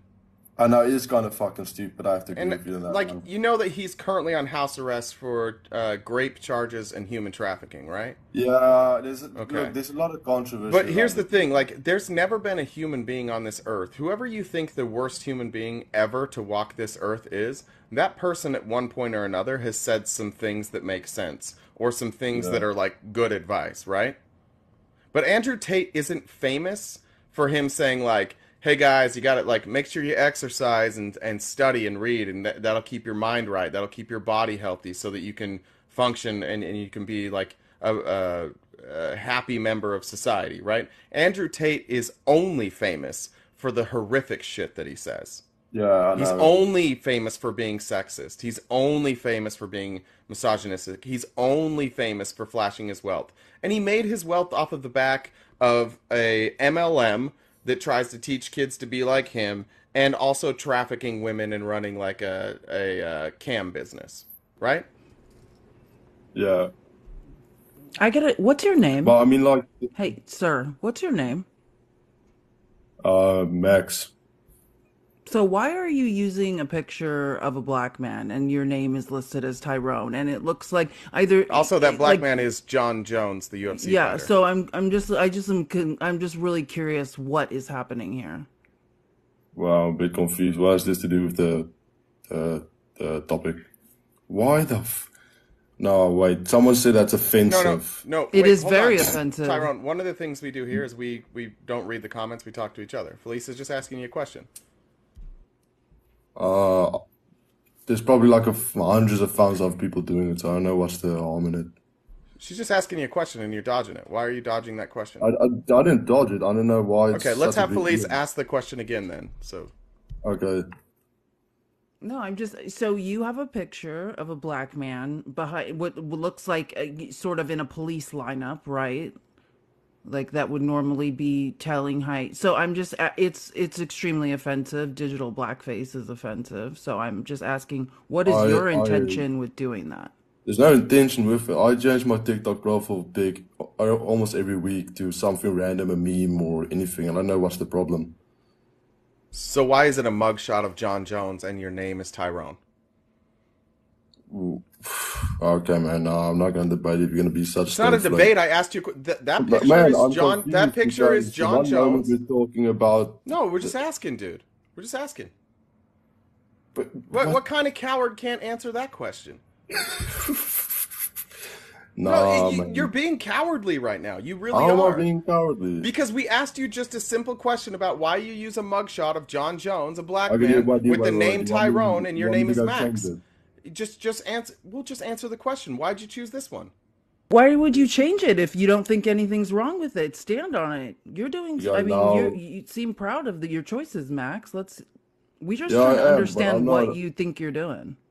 I'm really still a bit confused though, because the one moment we talked about alpha males, and now I'm getting, praised because I have a black profile. I'm a Well, black man. the reason that's being brought up is because generally speaking, in this country, a lot of the people who claim to be alpha males and who follow Andrew Tate, they found Andrew Tate through the alt-right pipeline, the white nationalist pipeline. Many of the people who follow Andrew Tate are also deeply racist and would do something like this as a way to just dog whistle to the other races. You're a white right? South African man who I'm a grew bit up, confused because who of ours comes is from a racist. country with a history of steeped in apartheid. I'm confused. So I have black I'm friends. not How is this confused. racist? I mean, I don't think you're confused at all. I think you know exactly what's going on. I guess I'm a racist now. That's what you're saying. No, I said that you're a white South African man with a photo of a black man what looks to be in some sort of police lineup. I'm just asking you to explain to me the logic. Well, Jesus What's the Christ, logic? you guys are fucking pathetic. Oh, it's weird how all of the racists are cowards. How come all of them? It's almost like when you say alpha male, it's almost like when you put that word up there, a bunch of racists show up. Why do you think that happens, Felice? It's the strangest thing. It's the strangest thing. I mean, certainly there's no connection there, right? Between alpha males and... Well, and this is not my first South African who's done that. That's actually a thing. A lot of South African folks I've talked to on TikTok have done that exact same thing with a photo of a black man. I don't specifically know why they're doing it, but yeah, that does seem to be a thing. But it's almost like, and this has happened to me before also, where it's like they come up, they want to have a different conversation, but like sit there thinking they're having some sort of gotcha moment where you're not realizing that they're doing some sort of dog whistle. It's embarrassing for them. This is the first... I'd never heard the term digital blackface ever before. I'd never even heard that until today. So thank you for teaching me that. And you've got a friend here.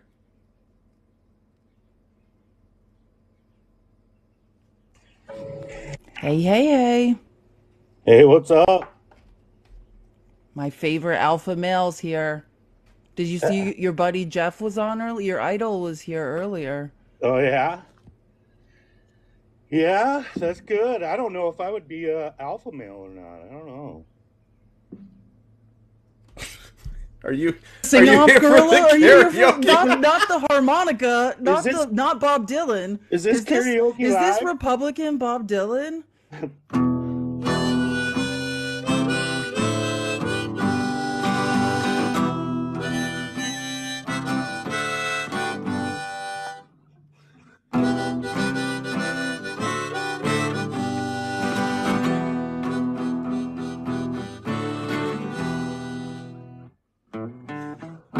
I want to live. I want to give. No, I thought it would be fun. Love Bob Dylan. Listen, the harmonica was good. The guitar playing was good. Lead singer might not be your role, but the rest of it was good. Yeah, the story of my life. You like My Neil mom Young? was a really good singer, and I suck. I'm bad. How many But- instruments do you play? I think 5, maybe.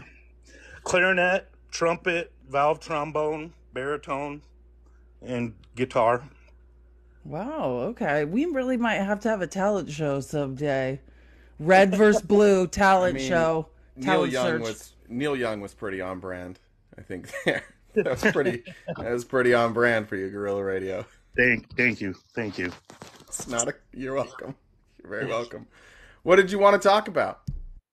You guys, man, that alpha male stuff's kind of interesting. I don't really consider myself an alpha male. I'm too immature, but my neighbor is definitely an alpha male.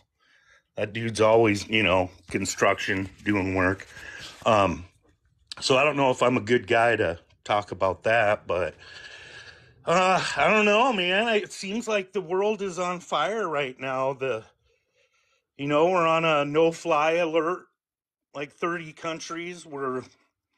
Our country by itself is on high alert. Hey, could I play a video for you today? Yeah. Some audio. Felice, do you have that? Which audio? Chip. Oh, yeah. Hold on. Did you hear? This is a Republican, Chip Roy, MAGA Republican, deeply MAGA Republican. These are some comments he made yesterday. I wanted to know, as Felice pulls this up, if you agree with this. Okay, are you listening, Gorilla? Yeah. Okay.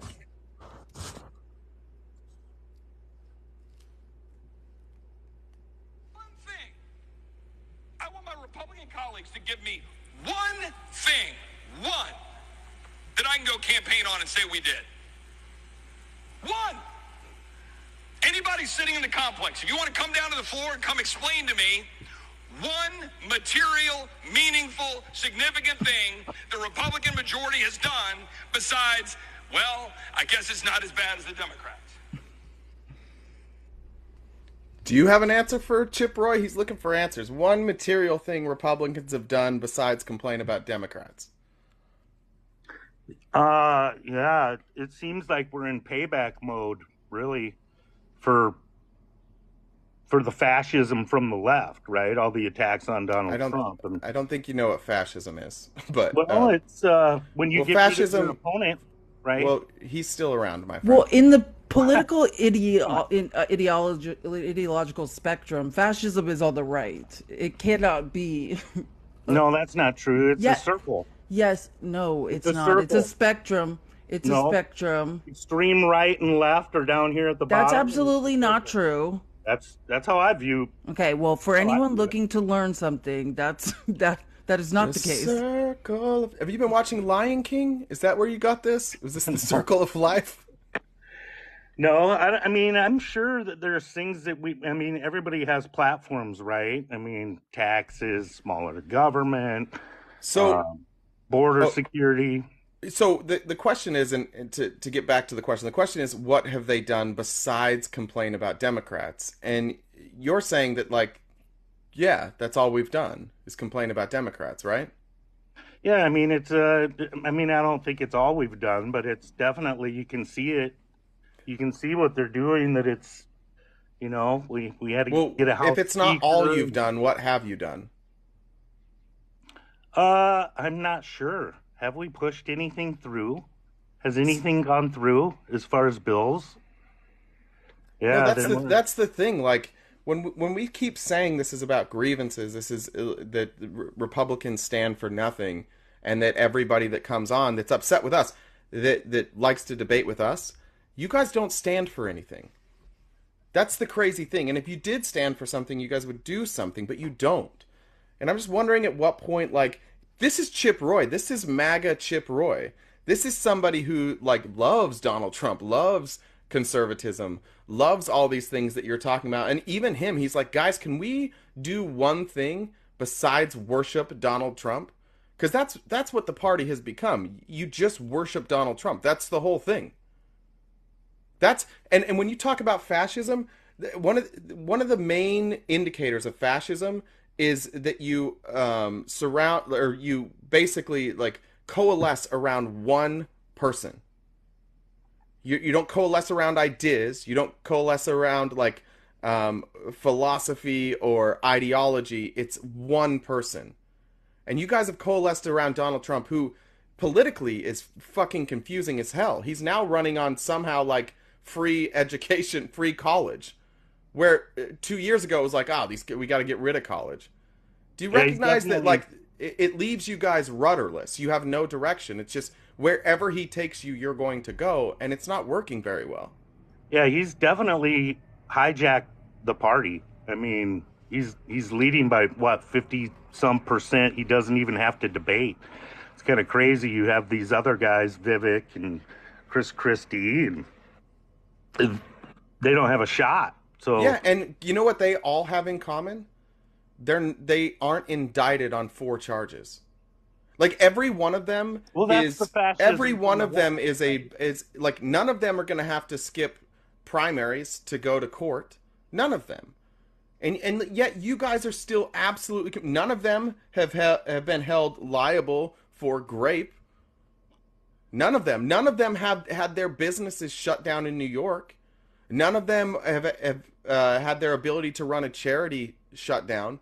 Like, all of these people are remarkably clean compared to Donald Trump, and yet the Republican Party now more than ever is coalescing around this guy. Yesterday, it leaked his own attorney saying, yeah, he's lying about the election. His own attorneys on video are saying, yes, he was lying about the election. And yet today, Republicans are stronger in their support than they were yesterday.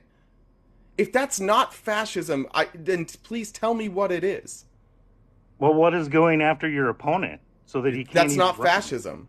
Isn't that something that they do? They get rid of their opponents?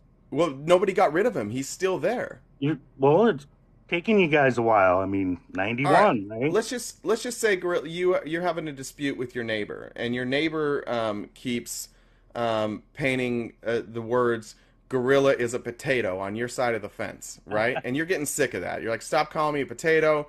Finally, you're like, all right, we're gonna have a legal battle, and then you guys both decide to run for city council. It's gorilla versus potato painter, and you're running for city council, but you're also filing charges against him for vandalizing your fence. Now, would it be fair for him to say gorilla's a fascist because gorilla is trying to get rid of me? No, he committed a crime, right? So if you look at it's unprecedented, right? It is unprecedented. But it's also unprecedented that a former president leaves office, by the way, immediately loses his security clearance. We do need to remember that. He had no right to even have any of those documents. He didn't have security clearance anymore. It was taken away from him. So that's never happened. Nobody's ever taken documents with them and refused to give them back. Spent years, or over a year to give them back. Lied to NARA, lied to the FBI, lied to his attorneys, then had his attorneys lie for him. Literally, all of this stuff is unprecedented, but the only thing you guys seem to care about is that it's unprecedented that he's being charged with something. It's like you ignore all the evidence of the wrongdoing he's done so that you can just be like, oh, this is political in nature. But if Donald Trump wasn't running for president, all of these charges would still be there. You get that, right? I mean, it's not just the court shit. It's from the beginning. From the escalator. From the escalator, right. Yeah. See, we talked about this yesterday. What did I tell you guys yesterday about being in a cult? They all use the same terminology. That's why when every single one of you says it's from the beginning, you all say from the time he came down the escalator. We talked about this yesterday. You guys, so when you're in a cult, one of the things that cult members do, I was in a cult, I know all about cults. We've talked about cults and how you repeat the phrases over and over and over by all the left-wing media. The journalists, 38% of them are left, only 12% are right. That's so okay. Everything is the cult for you guys. And what percentage of this country are schmazzies? Oh, I'm sure there's, I don't know. It's a small percentage, right? Very small Less percentage. Than one? Less than 1%, probably. Sure, yeah. Okay, well then they're not being represented. Most of the journalists are not schmazzies. Well, but yeah. So why aren't half of the journalists schmazzies? Because the media is a certain party. Well, no. Why aren't half the media schmazzies? Is there a schmazzy channel where they can get their word out? Yes, it's called Stormfront. On TV? No, it's not on TV. On cable? Okay, Yeah. well then. Why is it not on cable? It's kind of. Why is it not on cable? Because they're too extreme for any advertiser. It's unpopular. Yeah, it's unpopular, right? Yeah. Yeah, right wing ideology is unpopular. You guys like to think that you're half the country. You're not. You're less than half of the voting population. But we only had 150 million people vote. That's 200 million people that didn't vote. Your ideas are wildly unpopular, and you see that more when you go into like on social media, on Twitter, and you start saying, you have people in your party that are saying abhorrent things. I'm just telling you, at some point you have to recognize that it's possible that maybe you guys are getting in trouble, and maybe people don't want to be conservatives because your ideas are one of two things. They either suck or you don't have any. And right now what Chip Roy is saying is you don't have any ideas. And people are getting tired of just hearing complaining all day, every day with no solution to anything. How is it wildly unpopular when we're one of the two parties? Yeah, so I just How explained. is that possible? Yeah, so I just explained that. When we talk about the total population of this country, when you talk about the ideas that are popular within the country, the way that we treat the LGBTQ community, the way that we treat immigrants, the way that we treat women and their rights to their own bodily autonomy, all that stuff is very popular, like 70 to 75% popular. But in your party, you guys are that 25 to 30%. So that's what I mean when I say your ideas are unpopular. But Chip Roy, and I agree with him, is correctly identifying that at some point, and I think that some point is about 2016, the Republican Party stopped being a conservative party and started being a party that just complains. It's just a grievance party now. All you guys do is point to things that you don't like with no solutions. That's both sides. No, it's not. No, because if you asked me if that was a Democrat and they said, like, can you point to me the things Democrats have done? I could spend a very long time, and you would hate every second of it. But if you want, I could go through like the things that Democrats have done. I think that the right has become the party for liberty. And what liberty? What is your party advocating for? What have they done for liberty? Well, I mean, it's changed, right? It was the left, and now it's back to the right. No, what have they done? Freedom of speech, right? We're for the Second Amendment. Okay, so let's go one by one. First Amendment. You understand that the First Amendment includes the press, right? Who's the one banning books? You guys. It's just us, huh? The left doesn't ban books? I'm sure the left has banned some books. I mean, technically, if you want to say the left banned the Bible, you could say that, but what they did is took religion out of school. You could say that. It was the left that got rid of the Laura Ingalls Wilder Award, right? That's not a book. That's an award. But it has to do with books, right? No, it doesn't. It has to do with celebrating somebody. No, it had to do with her books and what was written in her books with the N-word and whatnot. Yeah. So it has to do with celebrating something. There's a difference between like getting rid of a book and not celebrating it, and this is a problem that Republicans have. Same thing with like when you guys say like we want to get rid of history because we want to get rid of statues. Statues aren't history. History is history. History is written down. History is something that can be spoken or read. History is not a statue. A statue, especially when that statue came like decades after the history actually happened. Right? Yeah. The left and I'll agree with you on this. Sometimes the left goes too far. Sometimes as far as like we're overly sensitive about things. That's 100% true.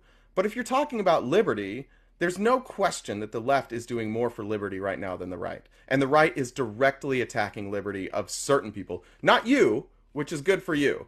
None of your liberties are being taken away, but the liberties of others, the right is trying to take away. And that's when you start to say, maybe this is fascism, because they only care about the liberties of certain people. Right. It's good to get down to the details on both parties and what they're doing, but I think a lot of people are going to look at this absolute fucking. It's a fire, man. This is a fire right now. The country, like I said, there's like 30 countries on the no-fly alert. Right, but your party has no solutions for that. Right, but what's your party's solution? People are also starting to recognize that your party doesn't have a single solitary solution, including the people in your party. They're saying, guys, are we going to do anything, or are we just going to sit around and complain? I'm not. And the pull yourself up by the bootstraps party, the one that's supposed to get shit done, they're just sitting around bitching about things. People are like, what are you saying? And why didn't he mention the female that's running? And it's like, I'm not a fan of Nikki Haley. Sorry for not bringing her up. But our country's on fire. There's a town in Minnesota now. Okay, but what are you going to do about it? What are the Republicans going to do about it? Change policies, man. What policies? We're gonna clean the country up, right? Let's pick one thing then. Evidence now that they can clean up the city of San Francisco pretty quick in a couple days, right? Yeah, but that doesn't fix the problem, though. We agree, right? Well, and then border security. That's okay. A big So one. what are the policies then? Let's pick the one that you're most concerned about, and let's figure out what Republicans are going to do to fix it. Well, the border security is my. Okay. So what are Republicans doing to fix that? I'm a single issue voter, really. Wow. I know, but we have to go one by one if we're talking about issues. You know what I mean? Yeah.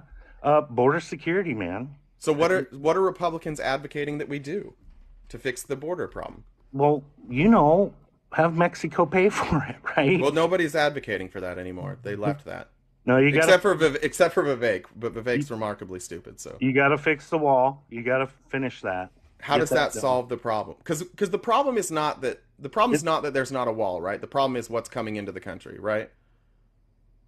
Well, yeah. I mean, we need to know who you are. We're worried about drugs. We're worried about trafficking. We're worried about trafficking for not only labor but for like sex trafficking. That's all real stuff. Okay, so in order to fix that, we have to identify where people are coming in from, right? No, you just stop them and you funnel them through the door. That's what I'm saying. Yeah. Did you know that like 80 to 90% of these people, depending on which study you're looking at, are coming in through the door? Yeah, I do. Yeah. So how do we stop that? Or they're just they're work visas and. So how do we stop that? Well, you fix the wall, right? To slow. No, they're coming in through the door. Yeah, but the wall is the gotaways are the ones you really want to get. Wait, no, because I'm saying 80 to 90% of the people who are here illegally, 80 to 90% of the drugs, like most of the drugs come through. No, that's not true. Yes, it is. No, it's not. Yes, it is. No, that's absolutely not true.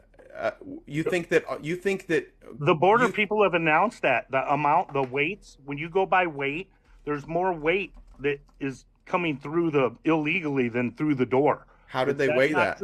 Wait, how do they weigh that? Huh? How do they know that?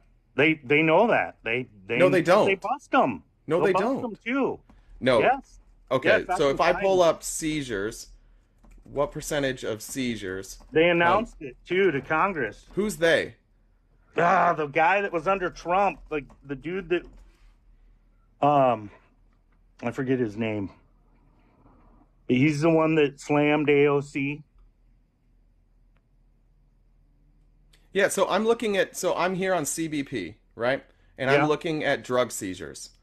Their drug seizures, their numbers come from checkpoint drug seizures.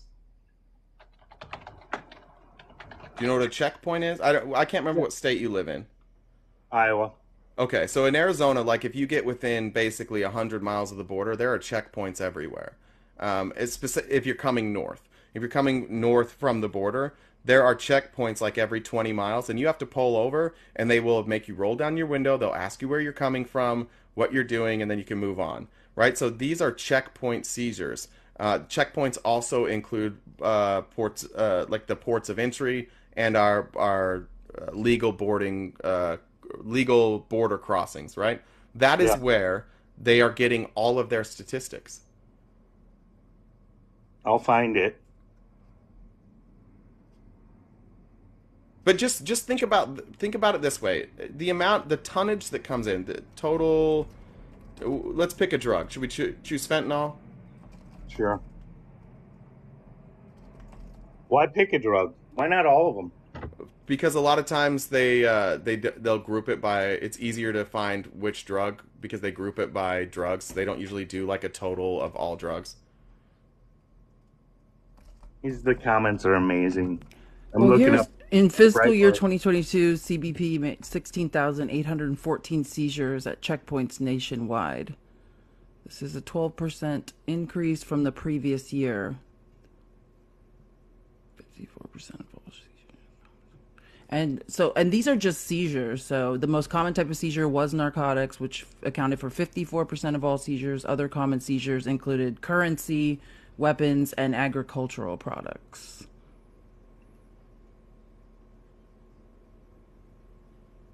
Yeah. Did you know, Gorilla, if you live within 100 miles of the border, basically it's martial law. They can enter your home anytime. They can pull you over anytime. And like something like over 90% of our country lives within 100 miles of the border or the coast.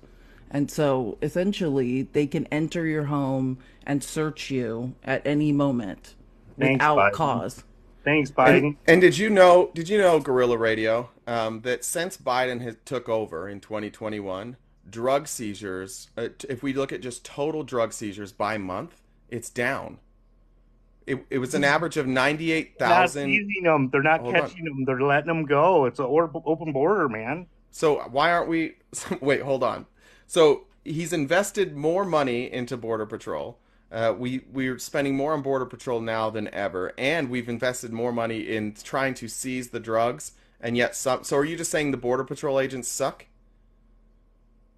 They're busy making sandwiches. That's not what they're doing. They're not doing their job. No, that's man. not happening.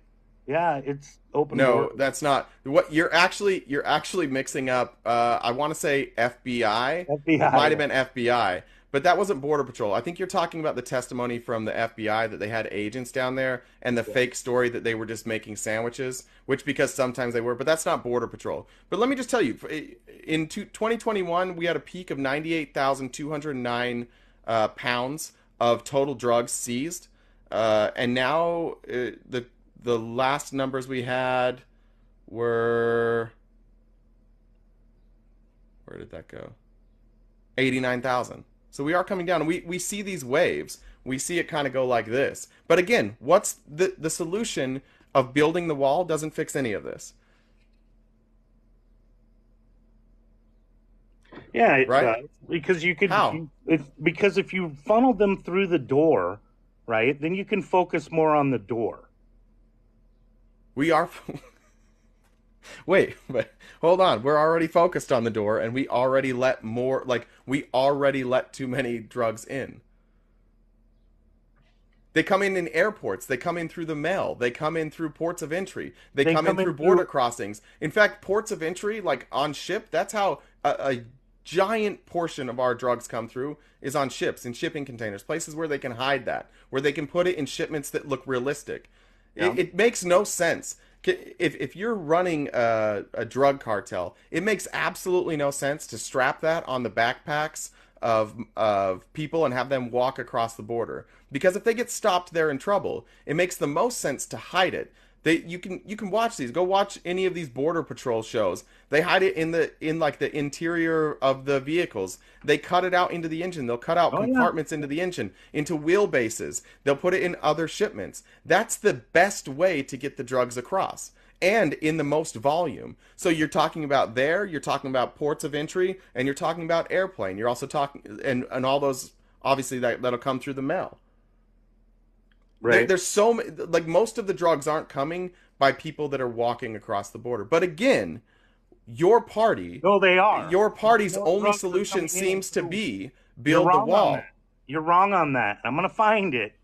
Were you really going to find a video clip? I just gave you the numbers. Yeah, it's a video clip, and it's I think that Thomas Homan guy was there with another dude, and I think they were in, I don't know, in front of Congress, and they had the guy with all the numbers and all the weights. And he said what? So weight by weight, more drugs, and I'm finding it the other way on the search engines, but I know it's not true because the expert, I used to show this video all the time to people that there was more weight of drugs coming through the holes than the doors. And that's fact. And it wasn't that long ago. We're talking 4 or 5 years. Okay, did you know that 86.3% of convicted fentanyl drug traffickers were American citizens? I could believe it. Yeah. So you want to attack again? Your solution to the fentanyl problem, the drug problem, is to go after the 14 or 13.7% and not the 86.3%. Americans are the problem. These are so. And by the way, if you are an American citizen and you are trafficking drugs, guess where you go through? Ports of entry. Why? Because you have a U.S. passport.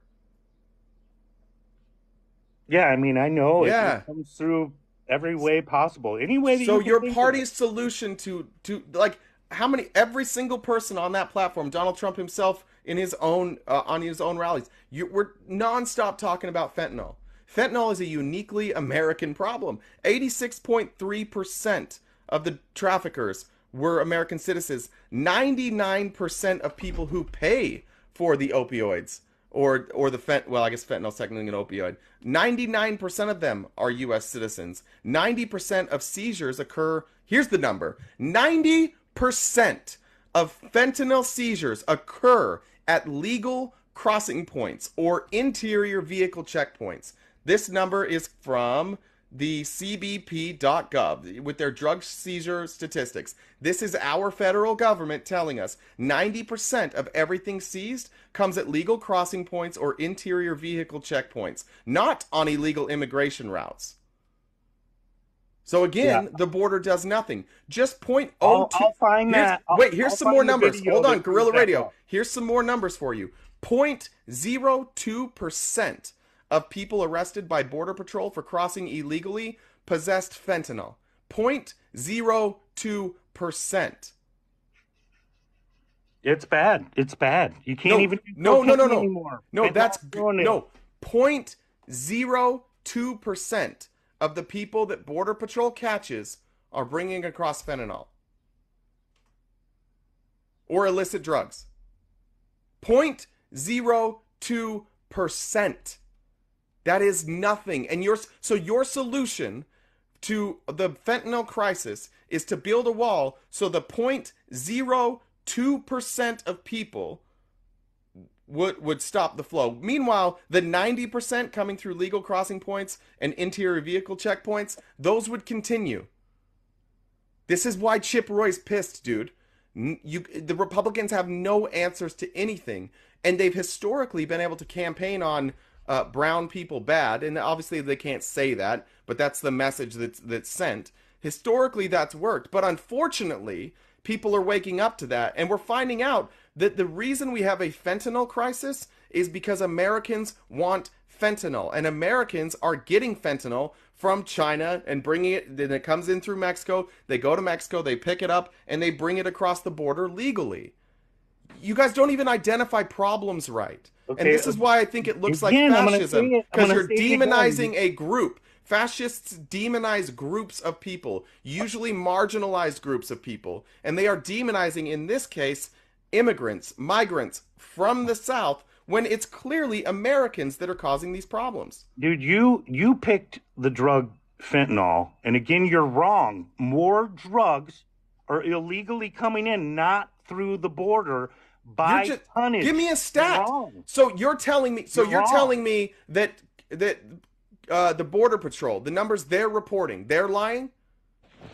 These are their numbers. Okay, so hear me out. It was a border. No, Patrol- answer this question first. Are you telling me that Border Patrol is lying?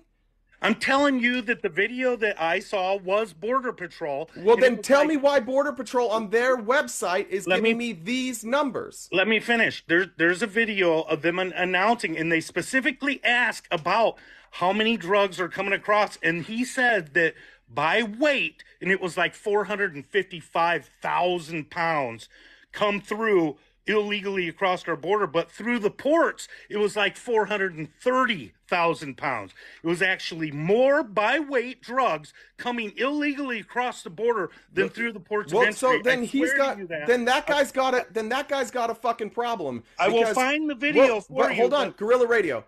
Can you just, for a second, why would you believe that over the numbers and the data that they are putting out publicly? Why would he be at odds with Border Patrol? These are their numbers. Yeah, it was Border Patrol's numbers. Yeah, but why do you believe him over this? And fentanyl, you got to understand. Why do you believe him over the numbers that are on their website? Well, let's put it this way. No, answer the question. Don't put it this way. I'm gonna answer the question. Go ahead. I believe that, right? But I believe that because I know the video that I'm talking about where they were at like the House of Representatives or Congress or somewhere where they were talking and they had Border Patrol there, that it's so close. It's a really close number. It's about equal because they didn't have very many thousands of pounds more. It was just a few tons more coming through illegally that they seized than through the ports of entry. So here's the thing. Here's the thing that you don't understand. One, what you're saying doesn't match their numbers. But two, the reason they go through ports of entry, Guerrilla Radio, is you are 97% less likely to be stopped at a port of entry if you're an American citizen than you would be if you were smuggling across the border. If you get caught coming across the border, not at a port of entry, you will be searched. However, if you get stopped at a port of entry and you're just driving your car, you are 97% less likely to be stopped. So statistically, it makes more sense to go across the border or the border crossings. Dude, I need to find this video because we're really okay, but this is crazy, Guerrilla Radio, because you're talking about a video. You're talking about a video that I'm looking at their fucking website. Are they lying? Yeah, but are they lying? Are they lying? Are they lying on their website, and for what reason? No, but I'm saying that it's about equal. They're saying the exact opposite. Yeah, and man, I'm telling you, let me find the video because why? Even if that video exists, why would anybody trust that video over the statistics and the graphs that they're showing me? Because it's the Border Patrol's numbers on how many tons they seize. What do you think CBP is? Dude, I'm not saying that you're wrong, man. I'm just saying there's a video that's also true where they say they can't both be true. Wait, they can't be both true. Well, it could be. It could be different years. It could be a different stat. How could they say that like 90% of it is coming through the ports, and then also say that more tonnage is coming across the border illegally? So when you say those two things are at odds. When you say 90%, are you talking about fentanyl specifically then? This one's specifically about fentanyl. Okay, so I'm not lying to you, man. I mean, I'll find that video. I'm going to guarantee you I'm going to find that video, but I want to focus on our conversation rather than search. I think I found it, but I don't want to. But can you just listen real quick? Just hear me out. Even if that video existed, Guerrilla Radio. It does. It does. Okay, fine. That video exists. And I want to say Coleman was there. I haven't asked the question yet. Why would that video be better evidence than the actual data that they're showing us on the website? Okay, change it from fentanyl. Why would it be better, I said? Well, why would you take a video of somebody speaking who's not showing you statistics, who's just saying something? Why is that better evidence than the actual statistics? I think... You know why? Because it agrees with you. And you don't like statistics when they don't agree with you. So you're talking about a video that I'm going to guess, if we ever find that video, does not say what you think it says. Oh, it does. I will bet you right now, I will bet you $500. $500 that video doesn't say that more drugs are coming across the border than at legal points of entry. Deal? Yeah. Yes, deal. $500. Deal. You have till the end of today to send that to me. Oh, come on. You can't put it. I got to find the video and I'm not finding it. Okay. I'll find it. It would take you longer than the end of today? Fuck. I don't want to do this all day.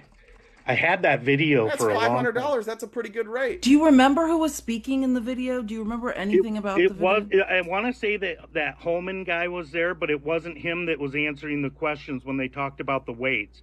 And the weights were way more for illegally crossing rather than the ports. And it might be that you're specifically looking at fentanyl being 90% through the port of entry. We've been talking about fentanyl this whole time.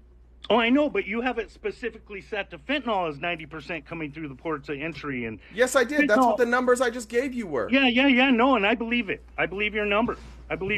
So it has to be that specifically fentanyl, more of it's coming through the ports of entry because they can hide the smell better, or I don't know. But, fentanyl comes across mixed with cocaine, too.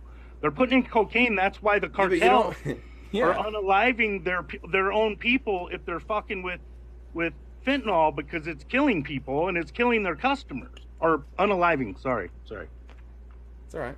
Fentanyl's bad. It's ruined cocaine for a drug. Well, find that video, because if that's what they're saying, that's wild, because it's directly contradicting their own website and their own data. What is it again?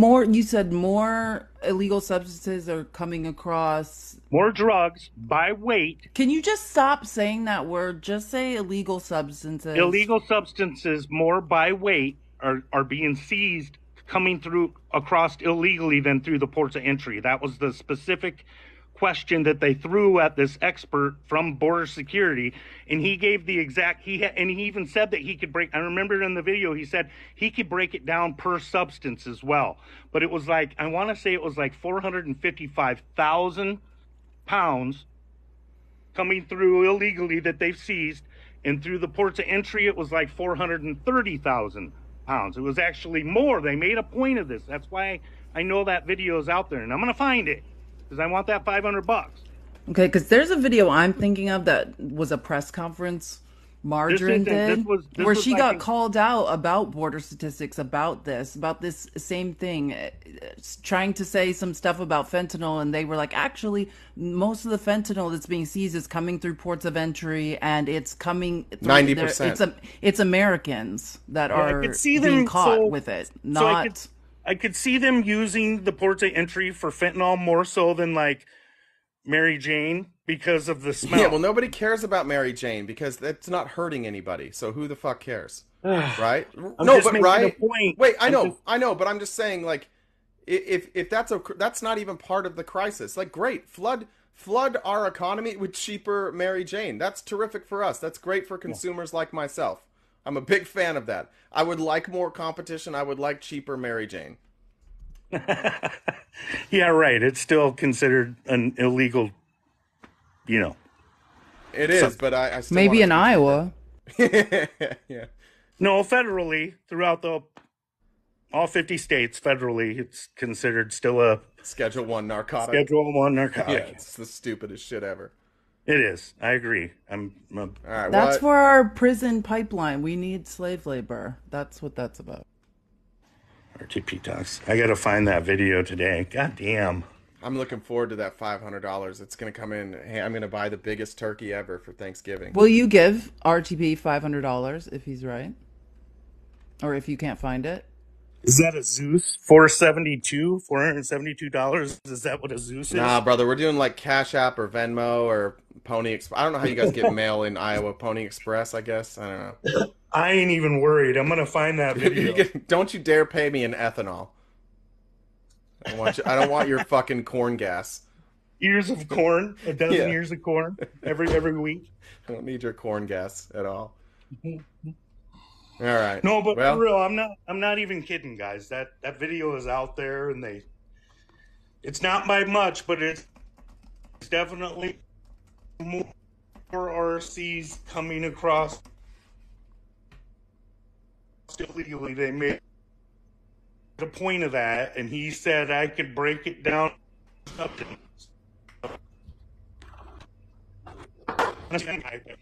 He wasn't the one talking. It was a different person, but that's out there definitely for sure.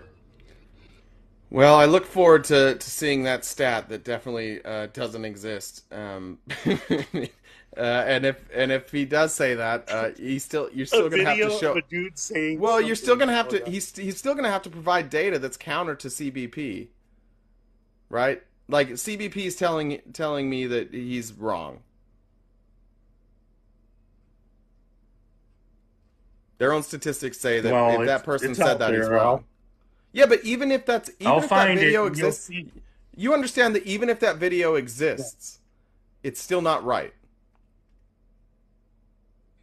No, it was right at the time that more drugs. When was the time? More illicit stuff.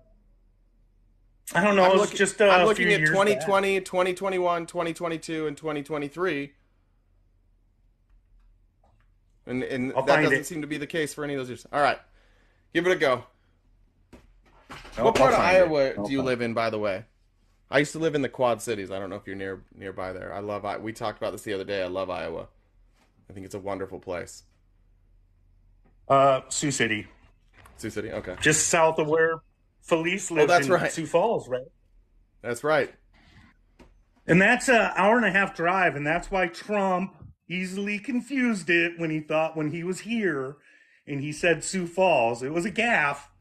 But I confused it because he's stupid. That's why he confused it. The reason he confused it, by the way, is because he fucking doesn't like you guys.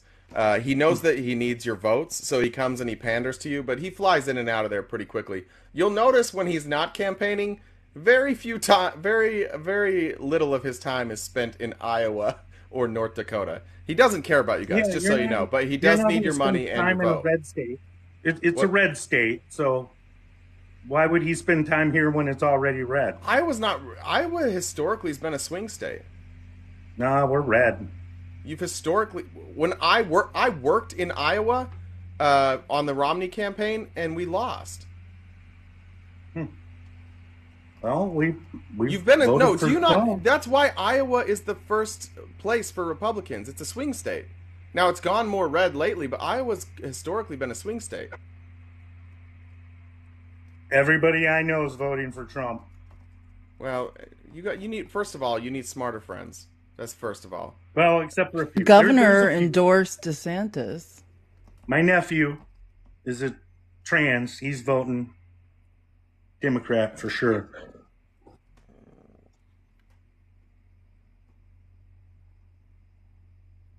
It's happening. Just try not to say somebody is a trans. Dude, it's so crazy too because my sister is super MAGA and her, son shows up in his dress and she can't hardly take it. Yeah, so I'm just looking at these numbers. 2012, Obama won Iowa. He beat Romney, and I think he beat McCain in Iowa too. So, just so you know, a little history on your state. Sorry to... I voted McCain. When he ran. Yeah, but I'm just saying, Iowa's not like a red state, dude. It's a swing state. It's been important in a lot of elections. Not the last few. It's red.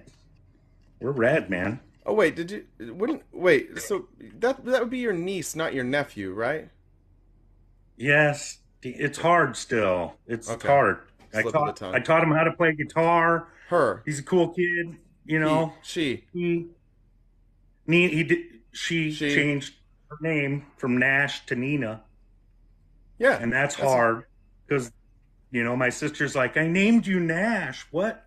Does she seem happier now? Does she say she's happier now? No. Man, I got to tell you. So what does she say? No, what does she say? Does she say she's? Have you asked her if she's happier? I'll give you an example. So no, I was just wondering. No, the question. No, wait, hold on. The question I asked was, have you asked her if she's happier? Sorry, you're breaking up. Yeah, so I ran to her last wedding. It was for a wedding reception, and she didn't head talk to towards anybody. your router. I'm like, go towards your router. Your internet sucks. All right. But again, have you asked Nina if she's I'm happy? outside. So that's what I was getting at. She Why actually why don't you send her a text and just say, "Hey Nina, are you happy? Are you happy?" Oh yeah, she's got me blocked. But yeah, so last time I was around her, she didn't talk to anybody. Went and sat at a table by herself with headphones in at a wedding reception. We're all partying and drinking, free open bar. And I'm just like, what the fuck? What are you doing? Yeah, maybe she feels uncomfortable. No, because she'll still Maybe- come. We do hay rack rides where we go drink. Wait, hold on. And she just still hear me out on she'll this. come to all those and won't talk. Yeah, hear me out on this. I've told you I come from a cult. This next week I'll be in Utah. I'm gonna go home and visit my family for the holidays in Utah. I'm not a member of the cult anymore, and I'm a liberal. I'm not allowed. Like, if I say anything about my beliefs in front of everybody else, they don't get mad, but they go quiet. They won't respond to the things I say, right? Because it's so foreign to them and they don't agree with it. They go quiet. They'll say things to me all the time, like, if the church is brought up, they'll be like, "Oh, you'll be back. You'll be back to the church. Like, you didn't believe." Or they'll say things like, "As your daughter gets older, you'll realize and you'll come back." Like, the problem that she probably has is that she knows that you and probably most of your family think that what she did was just some choice or some cry for attention. She knows inherently that you guys don't believe that she is who she says she is. That's an uncomfortable place to be. That is not. I give Nina incredible credit for showing up at all. I don't fucking go to Utah anymore just because it's uncomfortable and I'm an adult, so I can make that decision. But I don't want to be there because I don't want to be in a place where my views are make people uncomfortable and they don't want to talk to me. I don't want to be there. That's my family. Those are my friends. Dude, I don't think you'll, unless, like, imagine all of your family all of a sudden turned into liberals, and all the jokes that you used to tell, all the stuff that you used to think was funny, they don't think is funny anymore because they've changed their views, and suddenly, like, maybe homophobic or racist jokes, whatever, even if you don't mean them like you're actually racist, they don't land the same way. Now imagine the things that you say that are important to you. When you say them, your family just goes quiet and looks in the other direction. No eye contact, just looks in the other direction. Imagine, like, if they won't refer to you by your name, right? That's what Nina is going through. Nina deserves to be praised for showing up to these fucking places. Yeah, so we're pretty open, right? We have a gay cousin who's been married. He's awesome. So we've been around it. My mom had gay friends when we were growing up. I'm an old school punk rocker, wear a dress if you want, do whatever you want, right? Where it got weird was there was like one sign that my sister said that where she was missing a bra, and she found it like 2 years later in his drawer. Her drawer. And then one time, her drawer, that's still hard. No, it's fine. I get it. I'm helping you. I've made that mistake too. One time they were at a restaurant, and Nina has long hair, right? And the waiter or whatever said, "Hey, what do you ladies want?" And Laura, my sister, said that, wow, she was beaming, right? She just beaming with happy that she was confused as another girl. So those were like the two things. Next thing we know, it's dressed, and she's not going to have the surgery, but she still dates girls, right? So yeah. It's, I don't know. I think it's hard for my sister to deal with. I struggle with the pronoun part just because I'm not around her enough. Right? Sure. Why does she have you blocked then? Politics. Politics. Yeah. I'm sure. So this is the thing I had. She would post stuff and I would shut it down, you know? Well, this is the thing that I've had to explain to my parents, right? There was like some real damage done to me from my church, right? There were some things that I don't really get into publicly, but there were some things that happened and leaders of my church, like, they weren't there for me. They weren't there on my side. In fact, they, like, in some ways, like, were the abuser. And my parents are still a member of that church, and they still talk openly about that church. But the church, these people, these leaders, those are the ones that hurt me. So it's hard for me to be around my parents knowing that they still openly look at these people like good people when they hurt my parents' children. Like, my parents had other children. We were all hurt by this. You have to understand that, like, to Nina, your party is the oppressor. Your party is the one standing up there saying Nina doesn't exist. Nina can't play sports. You can't talk about Nina in school. Nina, you can't talk about what it's like her lived experience in school. You are the oppressor. Your party is the one that is hurting her. So of course she doesn't, of course she feels uncomfortable. Your party wants to regulate her out of existence. Or at least make sure that she doesn't exist until she's 18. Like, at least the moderates are like, okay, well, don't exist till you're 18. Well, of course, like, how would you feel if your family wanted to legislate you, let's say, if people who play the harmonica while playing the guitar, and they just want to legislate you out of existence? You're like, I'm not doing anything to hurt anybody. I'm just playing the harmonica while I play the guitar, which, by the way, you did great on that. And they just want to legislate that out of existence. But internally, it's just something, it's like part of you. It's something that brings you joy. Well, it's something that makes you happier. We do work, I specifically worry about her. I know the depression involved and the statistics behind that. And, but at the same time, she'll flaunt it, right? Like, last Christmas had a girl with her, a man that, joined the army to have the change. Good looking. Wow. Looks just like a woman. It's unreal. Probably because she is a woman. But probably why. Okay. But they were making out all the time. And then it happened again. And then at a wedding, Nina used the girl's bathroom and a bunch of the elderly people flipped out about it. Like, yeah. Blah, blah, blah. But that's why Nina feels uncomfortable, because you guys are uncomfortable. She's being just like everybody else. No, because she's using the bathroom just like everybody else. She's kissing somebody she cares about just like somebody else. You guys are just uncomfortable that. No. Yes. It's over the nobody top. else kisses. Nobody else kisses. They were sitting on each other's laps, making out in their sunroom. Like, it's over the top. And the conversation that I had. I've done that. Yeah, but not like this. It's over the top. Like, Why is it over the top? She's really throwing it in everybody's faces. And she's being her. When I talked to her at the wedding reception, I said, hold on, real quick. Why is her showing affection to somebody she cares about have anything to do with you?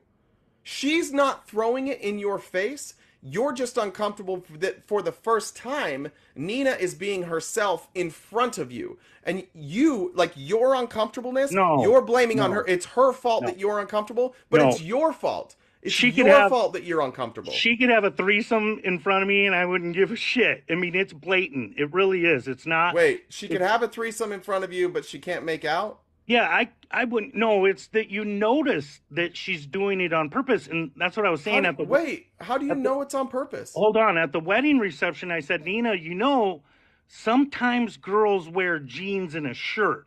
You don't have to wear the dress everywhere you go. But oh my God, dude, you are you're literally trying to, like, put her back in the closet. That's what you're doing. No, you understand that? No, maybe wearing wearing a dress. So part of gender affirming care is that you do things that make you feel like the gender that you are. So if it makes Nina feel more like a woman to wear a dress, then for fuck's sakes, wear a dress. My daughter wears dresses every single day. My daughter won't wear pants. She loves dresses. It makes her feel like a princess. So you know what she does? She wears dresses. If she wants to wear a princess dress to school, she wears a dress to school. It makes her feel comfortable. Nina, you should not comment on what anybody wears ever. So you just said you don't care if men wear dresses. You're punk rock. No, but you're punk rock. It's wear whatever you want. You said that 5 minutes ago. Hold on. So it's her brothers that I was talking to her brothers, and they were saying, Nina will wear jeans at home, and But whenever she's in public with the family, it's like she's throwing it in her face. Like a straight couple making out, they're not going to do it like they were doing it. They were like full on, like ready to go to town, making out, and How do everybody's in the straight room. people make out? If It they're not? happened at a birthday party too, and we're all Like sitting making around. out making out is foreplay. If you're like if you're making out and you don't mean it, what like do you think straight people just like make out but don't really mean it? What are you talking about? No, I'm saying that like there were straight couples there, and then there was Nina with her girlfriend there. Okay. What's wrong with and that? Nobody's making out but Nina and her girlfriend on top of each other. It was crazy. Who It was cares? crazy. And then I heard it happened again at a elephant Christmas thing. Who cares? Right? Why At is my that a other problem? sister's house. They're just all over each other, and it's like straight Sounds like couples they're in love. They're throwing it. Well, they're not together now, and he's back. Yeah, she's some back to dating biological girls. It's really weird. It's just really weird. It's That's just the really weird. yes, that's the thing, and I need you to And I recognize try to that. talk to Nina It's about weird. it. Don't So do here's that. another tidbit. Don't talk to Here's Nina another- about that. Don't give Nina advice. You have I never no gave idea her- what. Just ask questions about her life. You are in no position to give Nina advice. None. Because all the advice, just so you know, the advice to her is coming off as saying like, hey, you want her to conform to how you guys are. And Nina just wants to be herself. Nina So- wants to make her own decision, and she's a teenager. So Nina likely will sometimes do things for attention, just like every other fucking teenager. But what you're doing is focusing on like the fact that Nina is trans. It's okay. You don't need to, and you need to be sensitive about that. The fact that Nina is trans, and the fact that Nina is likely getting this type of advice all the time from people, you should be sensitive about that and just if you told Nina all the time like, hey Nina, just so you know, all these people are giving you shit, I don't care. Be you, and I'm going to support you no matter what. I'm not going to ask, I'm not going to tell you what to do. I just want you to know that I love you. So what's wrong with that? It's crazy that Nina's dad is an alpha male, super homophobic. In fact, I beat him up one night. We got into it because he's just so. He's one of those guys that's like, I'll give you an example, but what are you gonna do? What do you want to suck my dick? He's just that obnoxious, tough guy. He was a black belt. He was the toughest guy in his high school. But he's accepting of Nina, which is so crazy because they're. Yeah, it's amazing what happens when you're homophobic and then you're confronted with somebody you love who Close winds to up, you. or Right. if you're transphobic and then suddenly somebody close to you is trans. And it's amazing how quickly your perspective changes. And that's the point I'm trying to get across here, is that your perspective should change with Nina. And instead of like giving Nina advice, which look, I'm not a person who could give Nina advice. You're not a person who could give Nina advice. We don't know what that's like. The most important thing you can do is just show up for them and tell them that you care. Yeah, Like, and everybody's going to act out. Like, can you imagine? Of course she's going to act out if that was her father and that was the life she grew up in. That's what happens. Yeah, and I wonder if his attitude and how he is such an alpha and such a homophobe and the things that he says didn't play a role in what happened to Nina. I don't know, but nothing happened to Nina. See, these are the type of things well, that no, are he's obvious. but He's but obviously here's born the that way, thing. right? Well, I here's mean- the thing. Yeah, but if you say things like that, that's the dehumanizing part a little bit. When you talk about somebody who is trans and you say, "Oh, well, I wonder if they're trans because their dad was a homophobe," you're now dehumanizing them, and you're now saying that who they are is because of what somebody else did, instead of just saying who you are is who you are. You're actually casting doubt on, or trying to cast doubt on Nina's perception of who Nina is. You're saying, well, Nina, I love you, but it's probably because of your dad. That's how that's going to come across. As somebody who regularly gets these statements from their family, not because of what Nina's going through, but just simply because I'm a liberal and I'm an atheist. Yeah, Those type of comments come from a place of privilege that are like, hey, we know better, and just so you know, we accept you even though, you know, you're fucked up. And let me clarify. I don't think that I didn't mean to say it like that, where Nina became that because of him, but he is so extreme. He definitely affected her coming out date because he is extreme. This dude's extreme. Meaning she came out alpha. later than she maybe would have? Yeah. Yeah. Like this guy's Yeah. a psycho, man. Yeah, He's you're like dealing not. you're dealing with a girl here who has been abused. And just think about this on I guess maybe on your own, but you're dealing with somebody who's been abused, and this person who's been abused has blocked you because they don't want to hear the things that you're saying. What does that say about the things that you're saying or the groups that you support? You are full-throatedly on the internet every day supporting the very groups that don't want Nina to exist. Of course Yeah, she doesn't no, I like mean, you. How could she like you? personally, You're supporting her oppressors. No, I mean, she knows everybody loves her.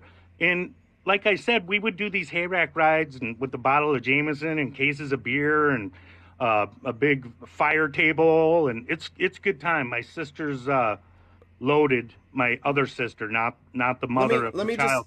Let me But- just tell you that So hold on. So Nina would go on these hayrack rides, and I missed out on a bunch of them, but they would all talk about it. So I just want to get Nina's perspective. She works at Dr. John's sex store. But Hell I yeah. want to Good for you, Nina. So Yeah. so she's an interesting person To you. and I want Because she's so different, her right? perspective because I'm her uncle and I've never really talked to her about it, right? And I just see when she's around, she kind of isolates herself, but she still shows up. It's yeah, I like to know where she's at, and I'm totally accepting of whatever she wants to do. I mean, that's her life. Here's the thing. There's two comments I want to make. Number one, if you Now, say she might not work there anymore. I don't did work there, so I'm not totally doxing. Okay. Thanks. Two things. If somebody tells me, and I've had this said by my family and by people who I grew up with, I love you, but you might as well just throw out the I love you, right? And that's what Nina's feeling. I love you, but you're throwing this in our face. I love you, but I don't understand you.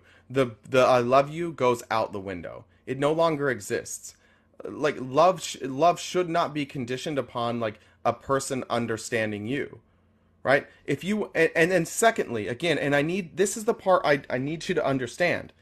Nina is not going to feel comfortable around her Republican family until Republicans stop trying to get rid of Nina. You are supporting the people who don't want her to exist. How could she possibly feel comfortable when you all are supporting the people who don't want her to exist? And I'll say it again, of everybody at these family functions, I think Nina is the most brave because she keeps fucking showing up and being and bravely, like it takes courage to show up at family functions knowing that there's people there, maybe not you, but maybe others, who don't think Nina should exist as Nina exists. Nina is incredibly brave. Nina is standing up in front of her oppressors and saying, fuck that, I'll make out right in front of you. Nina has massive courage. Nina already is my favorite person in your family because Nina doesn't give a single solitary fuck. Nina now has said, you know what? You said it took a long time for her to come out. She came out, and instead of coming out and then hiding, she's coming out and saying, like, you're going to deal with this. This is who I am. You guys have to deal with this. Nina's the brave one. Everybody else who's uncomfortable with what she's doing, those are the people that need to wake the fuck up. Those are the people that need to take a look inward and say, like, you know what? This is actually my problem. I'm not making out with Nina. I'm not involved in that at all. And if it makes me uncomfortable and if I've got a problem with it, that's on me. The rest of your family needs to look inward. So I'm getting a lot of shit in the chat, and I want to say that they're like talking about punk rock. One of my favorite punk bands is called Against Me. They're from Orlando. I was born in Florida. They're from Orlando, and the lead singer her name is now Linda. She's married to a woman. Linda. So that's one of my favorite bands. I'm totally Great, then stop supporting the fucking party who doesn't want them to exist. Well, I'm a single issue voter, really. I mean, You I told want me border earlier you security. weren't a single issue voter. No, I am. No, I Wait, am. you Border literally said security. earlier I'm not a single issue voter. No, I said I am a single. And your single issue is the border? Border security, yeah. Okay, so single issue border where we already cleared up that you may have your stats backwards on the border. Got it. I'm gonna find that video, man. Okay. I'm gonna find that video. No, and I do want to talk to Nina, and I was like the only one that went up to her at the wedding reception to talk to her, like, Nina, what's going on? And I did bring up, like, Nina, sometimes maybe you could wear jeans and a shirt. Girls wear that too. Don't say that shit. Probably shouldn't have said that. Yeah. But I do want to know more about her because she's kind of been isolated. It seems like she isolated herself, though. Like, why would you come to a wedding reception, put your ear pods in, and go sit by yourself? Because everybody there is supporting a party that doesn't want you to exist, and as She's brave still as family. as brave as Nina is showing up, that's still fucking overwhelming. You can be as brave as you want, but when you're that brave and you're that alone, sometimes it helps. Sometimes it can be calming to throw in earphones and check out for a little bit. I do it all the time when I'm in Utah. I always, like, I throw in my headphones and I go for a walk. Because as much as you want to stand up and be who you are, like, that's a lot. That can get draining. And what the fuck is she going to talk to a bunch of Republicans about? Yeah, I mean, well, there was a lot. There was hundreds of people there, maybe 200 people. So it's not. I'm just saying, my immediate family, my sisters and my brother, we're Republicans, and their significant others are all Trump supporters for sure. But yeah, I mean, there's plenty of other people there but she went and sat at a table. I went up to her like, Nina, what's going, and that's when I brought that up. Like, you don't necessarily, if you feel weird to where you need to isolate yourself at a table, you can also be a woman and wear pants, like jeans and a female type shirt. The dress is like over the top. Yeah, but this is the problem. That is it's over all. the top. It's like, if you're gonna isolate. Were there yourself, were there any other women in dresses? Everyone, yeah. Did you tell any of those other women that they should wear pants? No, but like I said, see. her brother. So but wait, hold on. No, wait, but here's what I'm telling you. Here's what I'm telling you. You don't view her like you view the other women. But yes, you don't view her like you view other women. No, well, no, I don't. I don't. Exactly. So that's why she feels uncomfortable, because none of you view her as a woman. You all view her as something else. However you all view her, you don't view her like the other women. If you are talking to her differently than you talk to the other women, then that's why she's not comfortable around you. Well, that's what I'm trying to say. It was in the topic of her brothers recently saying that Nina will wear jeans and wear, a shirt. She's not in a dress constantly. But you know what would have been 20 times I've seen her, she's in a dress. Well, what if you had went up to? How do you think your She relationship? specifically wears a dress in Hold on. front of her family when How she do you does family think- events. It's a how do you- hayrack ride, dude. I None of understand those how. girls are- I understand None of how. those girls I understand. are wearing dresses I get on it. the hayrack ride. How None do of you the girls. think? How do you think? I have 16 nieces Hold on. and nephews. Hold man. on. Calm None down. of the girls are wearing Brother, dresses I on heard the you. Dude, hayrack no, ride. this is Like- not Gorilla. We are not having a problem of understanding what you're saying. You don't have to keep saying it. I know what you're saying. I'm wondering how you think your relationship would have been with Nina if instead of saying what you said, you went and sat down next to her and you said, "Your dress is beautiful. How are you?" Oh, I've done that. No, I'm asking in this moment, how do you think she would have responded to that versus what you did? Do you think Nina gave a flying fuck what you thought about her wearing? Do you think she cared? She's going to do what she wants. Exactly. So if she's going to do what she wants, why don't you just sit down, tell her dress looks beautiful, affirm her gender, be part of the solution, make sure that she knows that you view her just like you view all the other women, and then ask her how she's doing. No, it's, I mean, it's, You're, man, like you're, I'm telling it's, you. I'm telling you, there's this thing that older people think that they need to do, where they give, like, they see somebody younger, and this is specifically in older white men, and I have this problem too, and it's something I've realized in myself. But younger kids, they don't want advice. They don't care. They want to feel loved and they want to feel accepted. And they really don't care, and especially coming from somebody who's so deeply Republican. I promise she does not care what you think about what she's wearing. She just wants people to love and accept her for who she is. And if you just spoke to her like you spoke to every other woman, she would feel more accepted. No, man, it's crazy, and it's like perfect for our family to deal with this, because it's just so right. Like you're saying, it's opposite of the party, right? Like, and I've made fun of my sister for it so many times. Like, now you got to deal with that shit. Like, yeah, that's the fucking problem. You don't say that to anybody else in your family. You wouldn't say that to anybody else who just had a daughter. Somebody that has a daughter, you're not like, oh, now you have to deal with that shit. No, you don't. You only talk about her like that. This is why she doesn't like you. It's that she's so MAGA. My sister is so MAGA that I tease her about it, but she really is having a hard time. Exactly. She's having a hard time and really gets sad about it when I bring it up. I mean, we're siblings, so we fuck with each other, right? I think at this point we understand each other, and at this point the people who are listening, like, it's going to be triggering for some people because we're saying the same shit over and over again. I think we have a disconnect. Take it or leave it. My advice: treat Nina like you treat everybody else, and you might be able to salvage that relationship. But until you leave the party that is currently and continuously trying to remove her existence from society, she's not going to trust you. She's not going to feel comfortable around you. And that's on you, not on her. That is 100% on you. I do want to have like a one-on-one. I just don't, I don't have her phone number, but I do want to have a one-on-one with her where she definitely knows that, like, I don't give a fuck what she does, that I'm totally. Then just listen. Just don't give advice. Her just don't give it. Yeah. Well, then don't give advice. Even though just she doesn't listen. give a fuck what I think. Well, she shouldn't. In all fairness, she shouldn't. She should not give a single solitary fuck what you think about who she is. Yeah, no. Yeah. And so if you're going to do that, just listen to her. And another weird part is, my mother has dementia, and it doesn't stick that Nash is now Nina. Like, so it's that always comes up. Well, that's fine. That's dementia. So I'm sure Nina understands that. I'm sure Nina understands what dementia is, right? We all do. I told the story yesterday. My grandmother used to call me the N-word. I have no idea. She called all of the grandkids the N-word. I have no idea why. Yeah, because she was just she had just lost it. Like, it happens.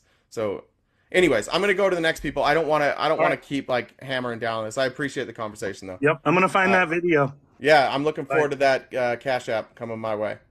Bye. I know there were some people that wanted to talk specifically to Gorilla. I'm keeping my format one-on-one, but I saw Trash Boy, I saw Chelsea in the comments. I'm happy to hear what you guys want to say, though. I just didn't. If we're being honest, I wasn't comfortable with bringing up other people at that point. But if there's stuff you guys want to say, both Chelsea and thank you, congrats on the 500, and Trash Boy, please come up. I'll give you the floor. I just didn't. I was not confident in how that would go as a panel. So, Chelsea, we're at 12 o'clock. Hey. Hi. I'll be quick. Sure. Gorilla is still here because there's just two things that I want him to know. The first thing is that he really needs to absorb that this is like a life and not life situation. And he needs to, I just don't think he grasped the seriousness of it. And he needs to know that if Nina grows up and doesn't talk to her family, if anything happens with her or that relationship, that the onus is on him.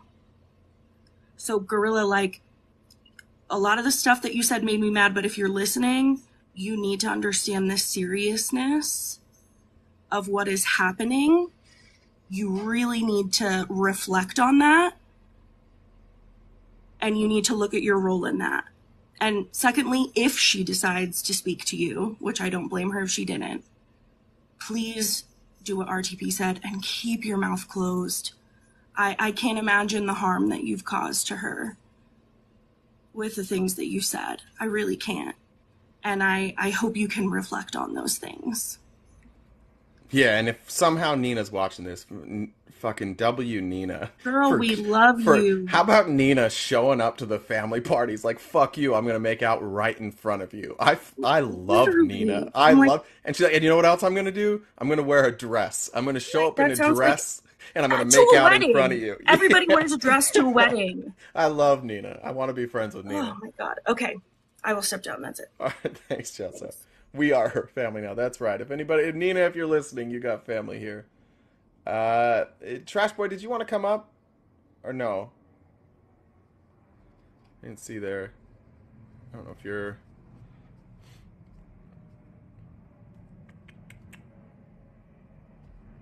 All right.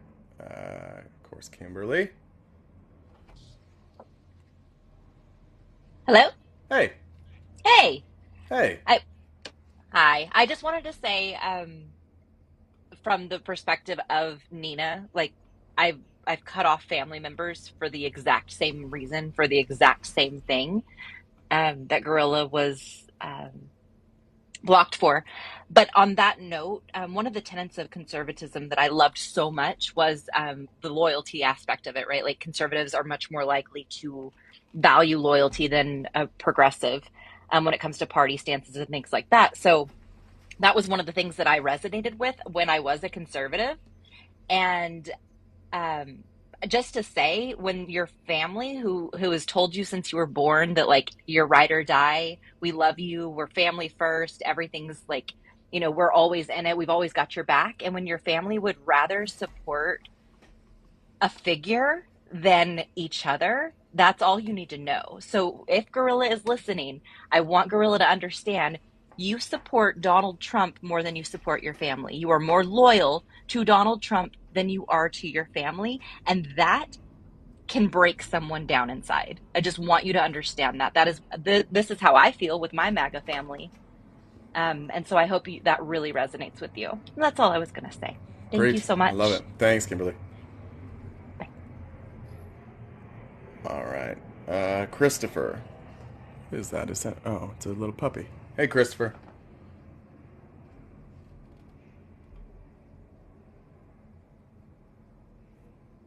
Christopher. Are you there? Like, you dealt with that really eloquently, a lot calmer than some might have, because, like, man, that's really disheartening to hear. Because I don't know if everyone else detected it, but half the time he had a chuckle in his voice when he was like, you know, oh, it's not, when you said it's on you, not on her. Nah, like he's blowing this off and doesn't understand the real implications in Nina's head. Like what, I couldn't imagine how alienated she feels. Anyway, it hits home because I think I can't say for sure because he's only 7, but I'm pretty sure that my girlfriend's son, I mean, he's wanted to buy dresses and stuff, you know, and I try and empathize even though I didn't understand it at first, but like you said, don't give her advice. The last person who should be giving any advice in this topic is friggin' Gorilla.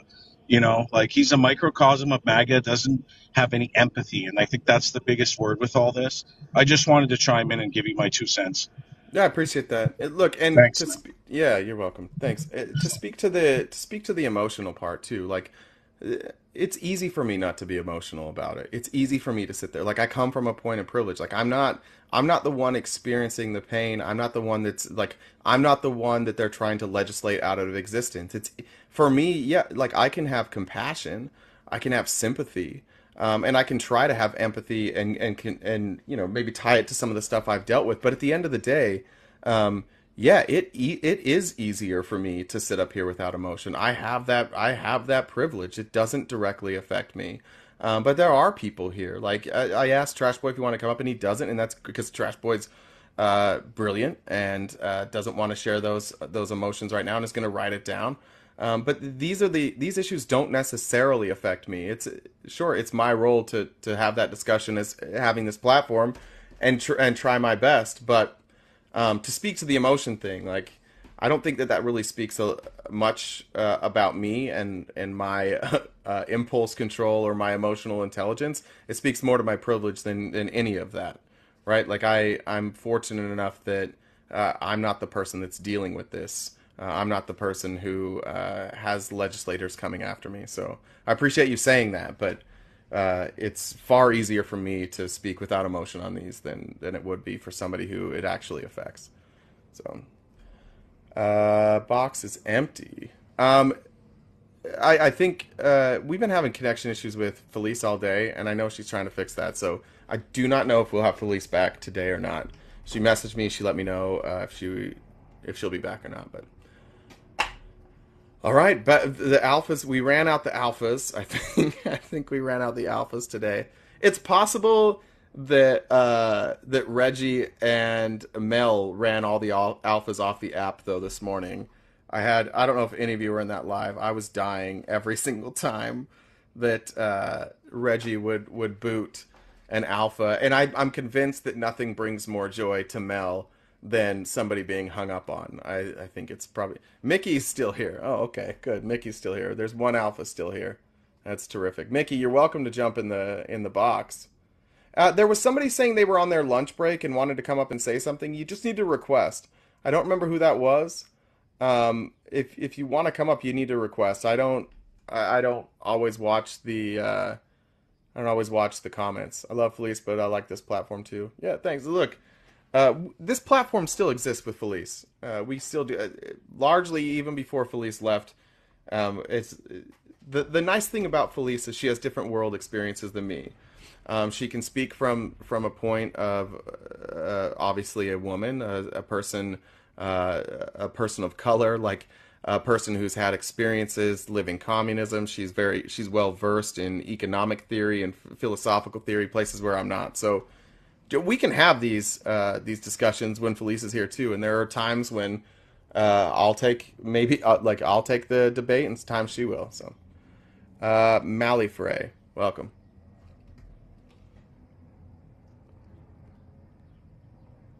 I like that Dougie says. Dougie's way more calm and patient than I am.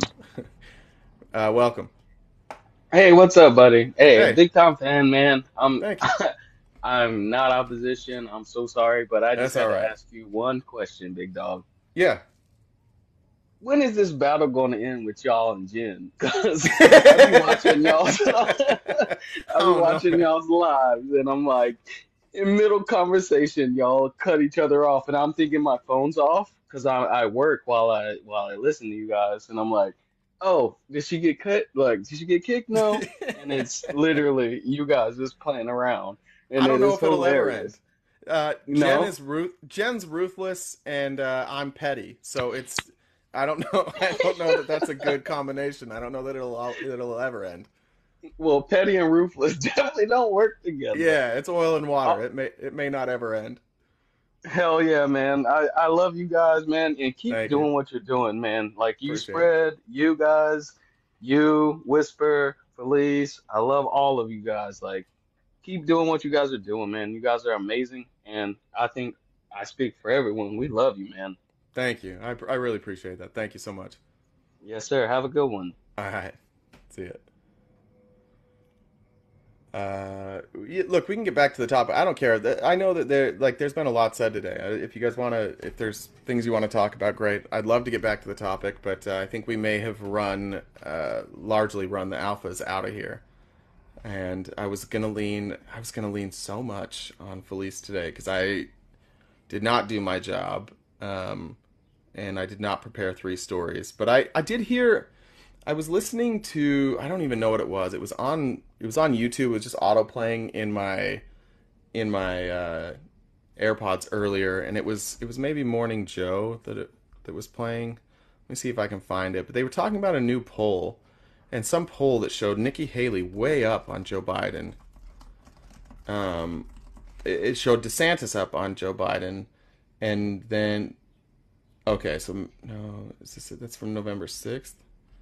This may be the one. So, yeah, I think it's that same one. So, Trump beats Biden in all but one of the swing. This was the swing state poll.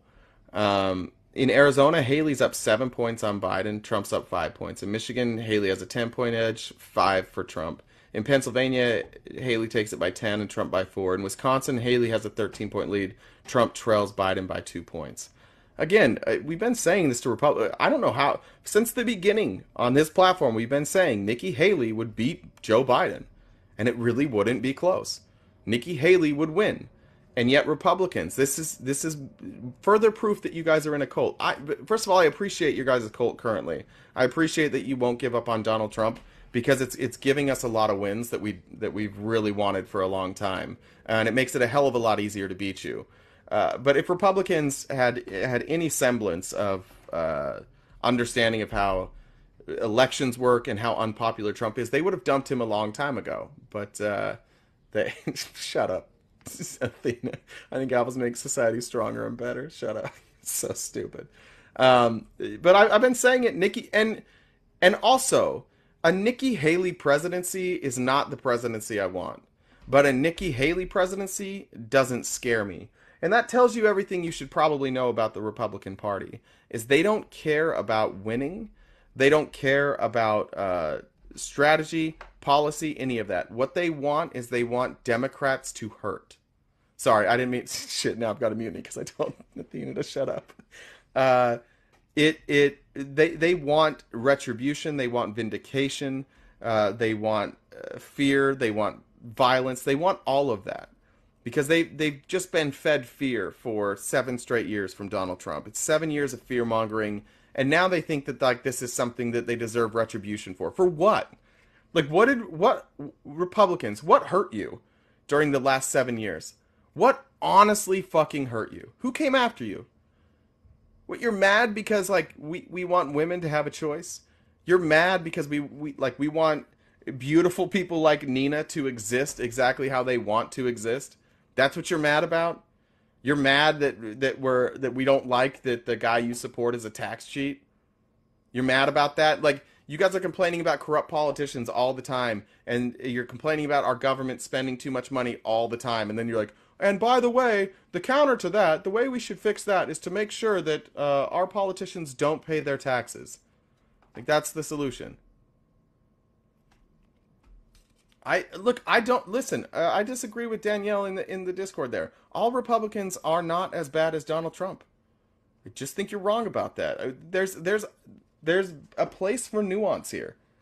And it's hard to do. It's hard to do because they support a bunch of dumb shit. Danielle, maybe you can send me the part where Haley supports Project 2025. That would possibly change my opinion. I haven't seen that, so you could be right. But I've heard what Nikki Haley says. I've heard Nikki Haley acknowledge publicly that that they lost that war on abortion. I've heard that. I've heard her at least understand that the messaging and certain things that they want, she wouldn't be able to legislate. I'll take that. I'll take that over Donald Trump trying to force it down our throats and using the DOJ to make it happen. Again, it's not who I want. I don't want Nikki Haley as president, but I'm not like Nikki Haley is pragmatic. Nikki Haley is shown that she's capable of working across the aisle. She's shown that she's been able to try and help promote peace across the, even though sometimes she doesn't promote peace. Like, I just think that's a much better option. If we're going to be honest, about things, if we're going to do that whole lesser of two evils thing, I think it's fair to say Nikki Haley is the lesser of the two evils compared to Trump. I really do. Some people may disagree with that. As much as I'm not a fan of Nikki Haley, you're right. I don't know that everybody agrees with that. Yeah, that's a good point, Rich. That is actually a good point. Obama in the White House will never be forgiven.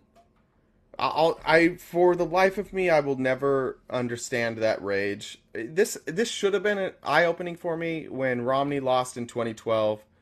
I was disappointed, but I was disappointed in the way that I felt like I lost a game, right? Like I used to play soccer, like the same as I would have lost a soccer match. Like I was like, damn it, I lost. But it wasn't rage. It wasn't like I really thought Obama was evil. But there are so many people who jumped on that Obama is evil thing And I don't know how to explain any of that outside of racism, and that is carried on. And now Joe Biden even gets that just because he was associated with Obama. That really was the change. The change was, and I guess Obama said there was going to be change. That was the change, and you started to see a lot of the rage, just unbridled rage, because they lost, where we hadn't seen that before. I agree with that. That was a really good point, Rich. I think it's a really, really good point. Danielle says, I hear what you're saying, but I feel like you're falling for her lies. Look, I don't believe that what Nikki Haley says is what Nikki Haley believes. But I do think Nikki Haley, what she says is what she thinks is the most popular idea. I think she, more than Trump, more than Vivek, more than Ron DeSantis, she understands that her personal beliefs are not the beliefs of the country. Now, that doesn't mean that if a bill came through that matched her personal beliefs, she wouldn't sign it. I absolutely think she would sign it. But I think Nikki Haley cares enough about the rule of law and our constitutional republic that she's not going to abuse executive orders. I don't think she's going to try and subvert democracy. I just, call me crazy, that's fair enough. We can disagree. But I just think that Nikki Haley is at least aware enough that her ideas aren't popular, that she wouldn't try and force them. I guess that's maybe the whole thing. I mean, if you had to choose, push comes to shove and it comes down to you and you've got to choose, do you want Donald Trump or do you want Nikki Haley? One of them for sure is going to be president, and it's up to you. Remember that Kevin Costner movie that was like, it was some election movie, I think it might have been called like Swing State or something, where there was like a vote, and I think his daughter voted for him, so his vote didn't count or something, so it came down to he got to choose who the president was. I don't remember what that was. But imagine you're in that scenario and you're left with Trump and Haley. What are you going to do? Not pick Haley?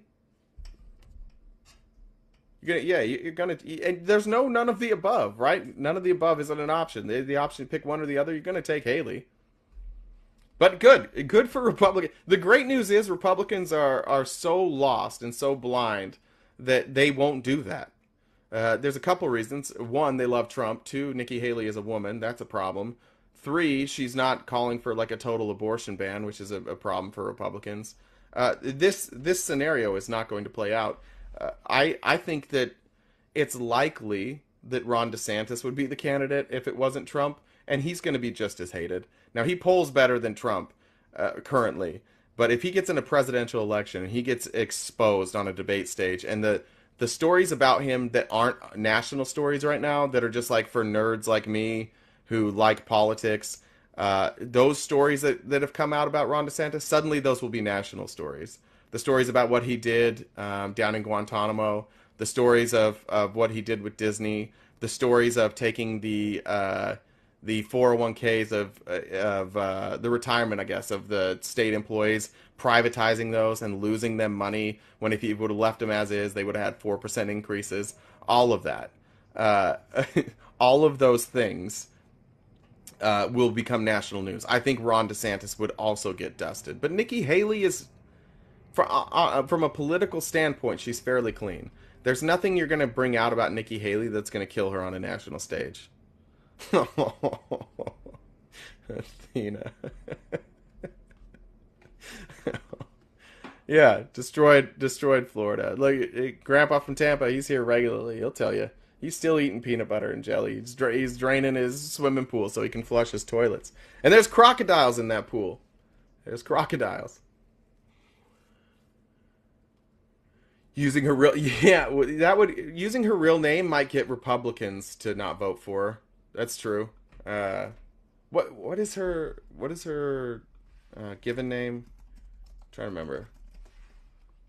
It's Nimarata. Okay, so her middle name's Nikki. So sorry if I butchered that. Nimarata? I don't know. I think there's a well, from Wikipedia it says Nimarata. There's an A between the M and the R there. I'm not sure if it's Nimarata or Nimarata, but Wikipedia says Nimarata. Eric.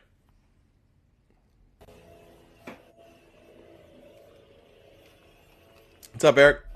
Hey, how's it going, man? Good. How are you? Good. What's up? Thank you for having me.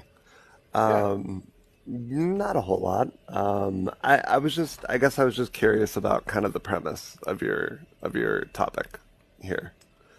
Yeah, I think.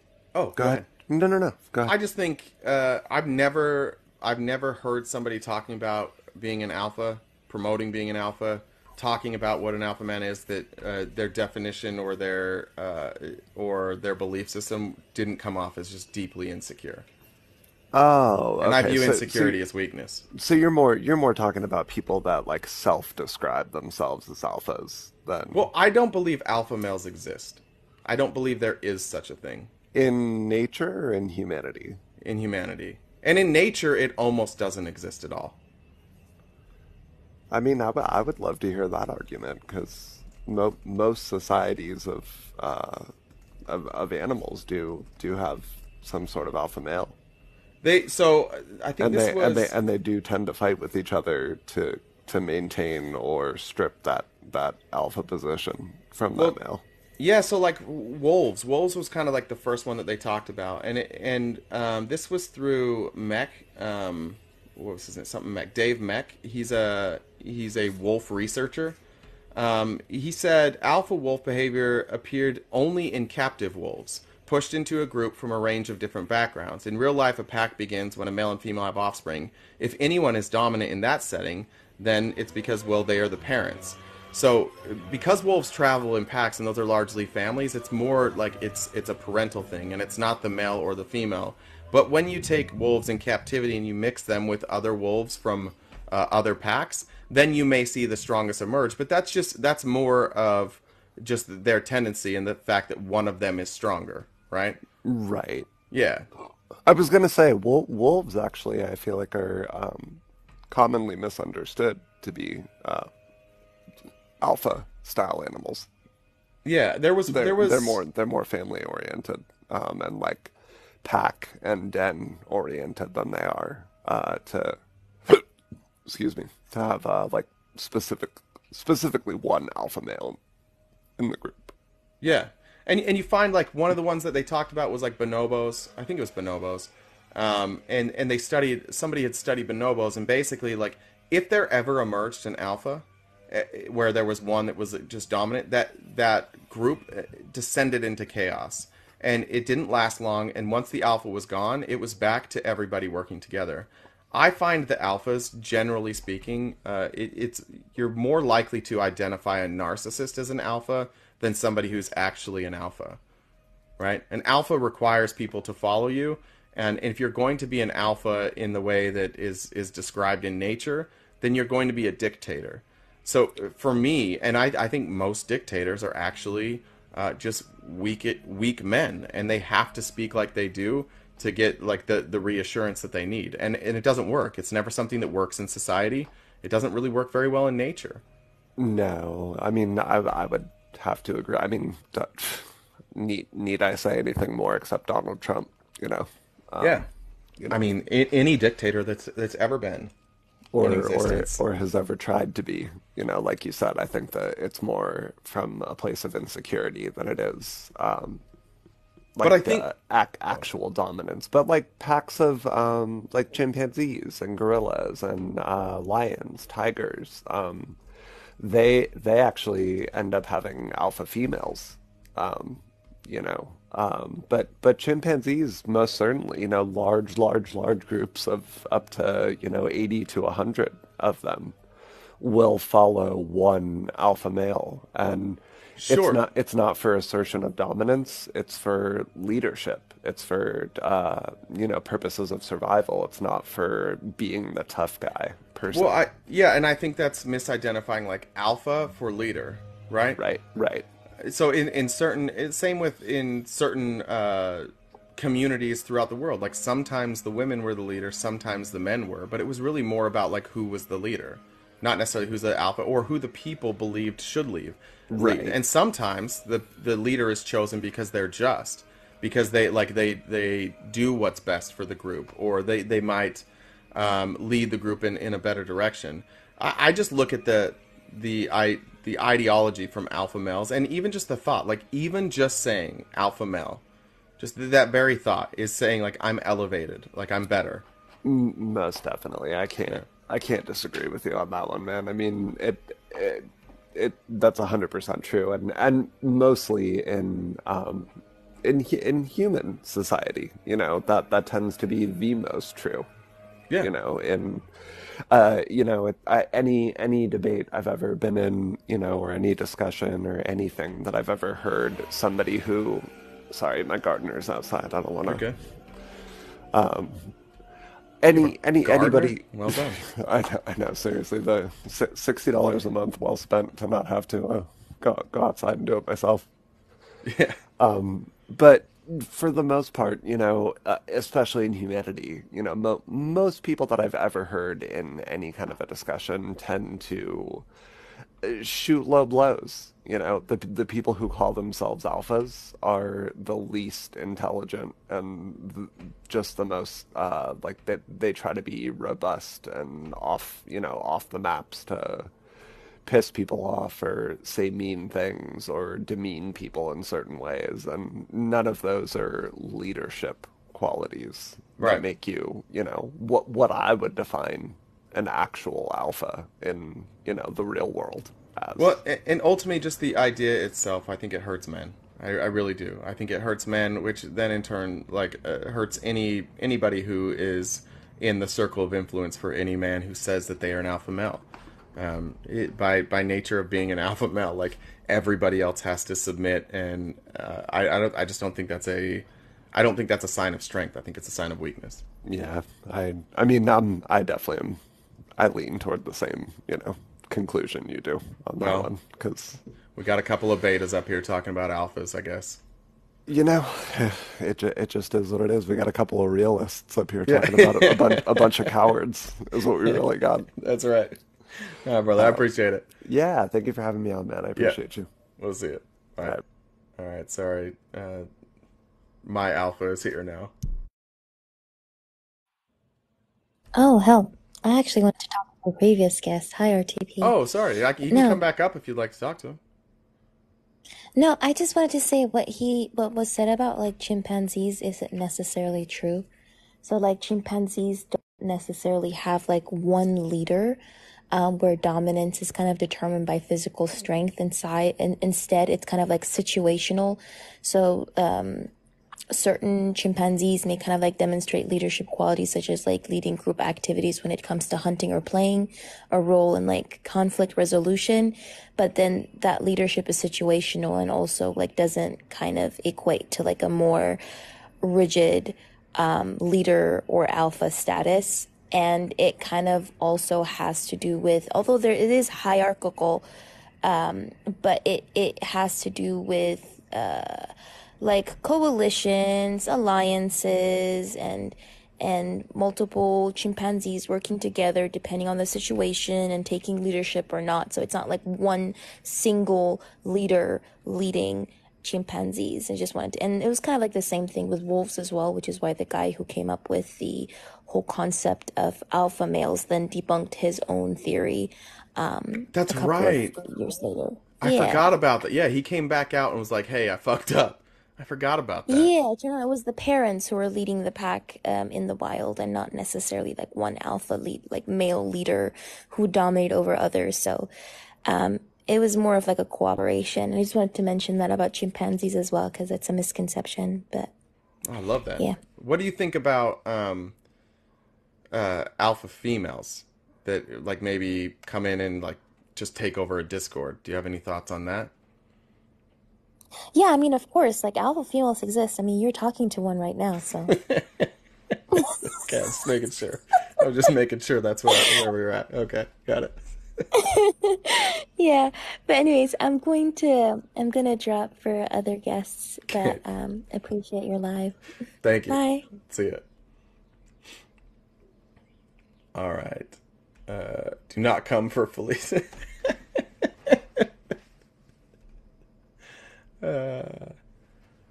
Let's see. That might be it.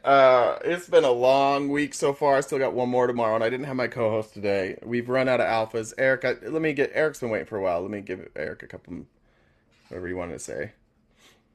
Thanks, Eric. You keep going in and out of the box. I go to get you, and then you're out. But I appreciate you being I don't know patient. why man does that. It happens quite often. Oh, okay. Yeah, no, but on the whole alpha thing, the alphas are the ones that don't say that they're alphas. They don't need to try to prove anything. Those are the real alpha males. The ones that don't have to prove. Which is why they're not alpha, right? Like again, it's the ability to lead when needed to lead. And sit back when it's not your turn. I think alphas think they need to lead all the time. We talked about that at the beginning. The people that think they need to have an opinion on everything, the people that think that their opinion should matter on everything, the people that maybe want to tell people what to wear when they're at a family function, that kind of shit is just that's where like the toxicity comes from alpha male culture. And by the way, I would like to point out, Eric, would you identify more as like a beta? I would say I'm a beta. I call myself a soy boy liberal beta cuck, if you want to get the full. But yeah, I've noticed... I don't follow any of those, so it don't matter. I'm just me. Yeah, but I've noticed a lot of people who don't call themselves alphas are willing to come up and talk about it. And the alphas seem to hang out more in the comments. Have you noticed that, Eric? Yeah, I have. Very alpha move to hang out in the comments. It's like, real quick, when the other guy was talking about like the gorillas and stuff like that, the alphas in the gorilla aspect, if you've watched enough thing, I've watched enough Animal Planet, they're the protectors. They're not the leaders. They're the physically strong that if an outside source comes in, they're the ones that go and take care of the incoming. But they're not the leaders. Yeah, keep going. Yeah, they're not the leaders. They're the protectors. That's it.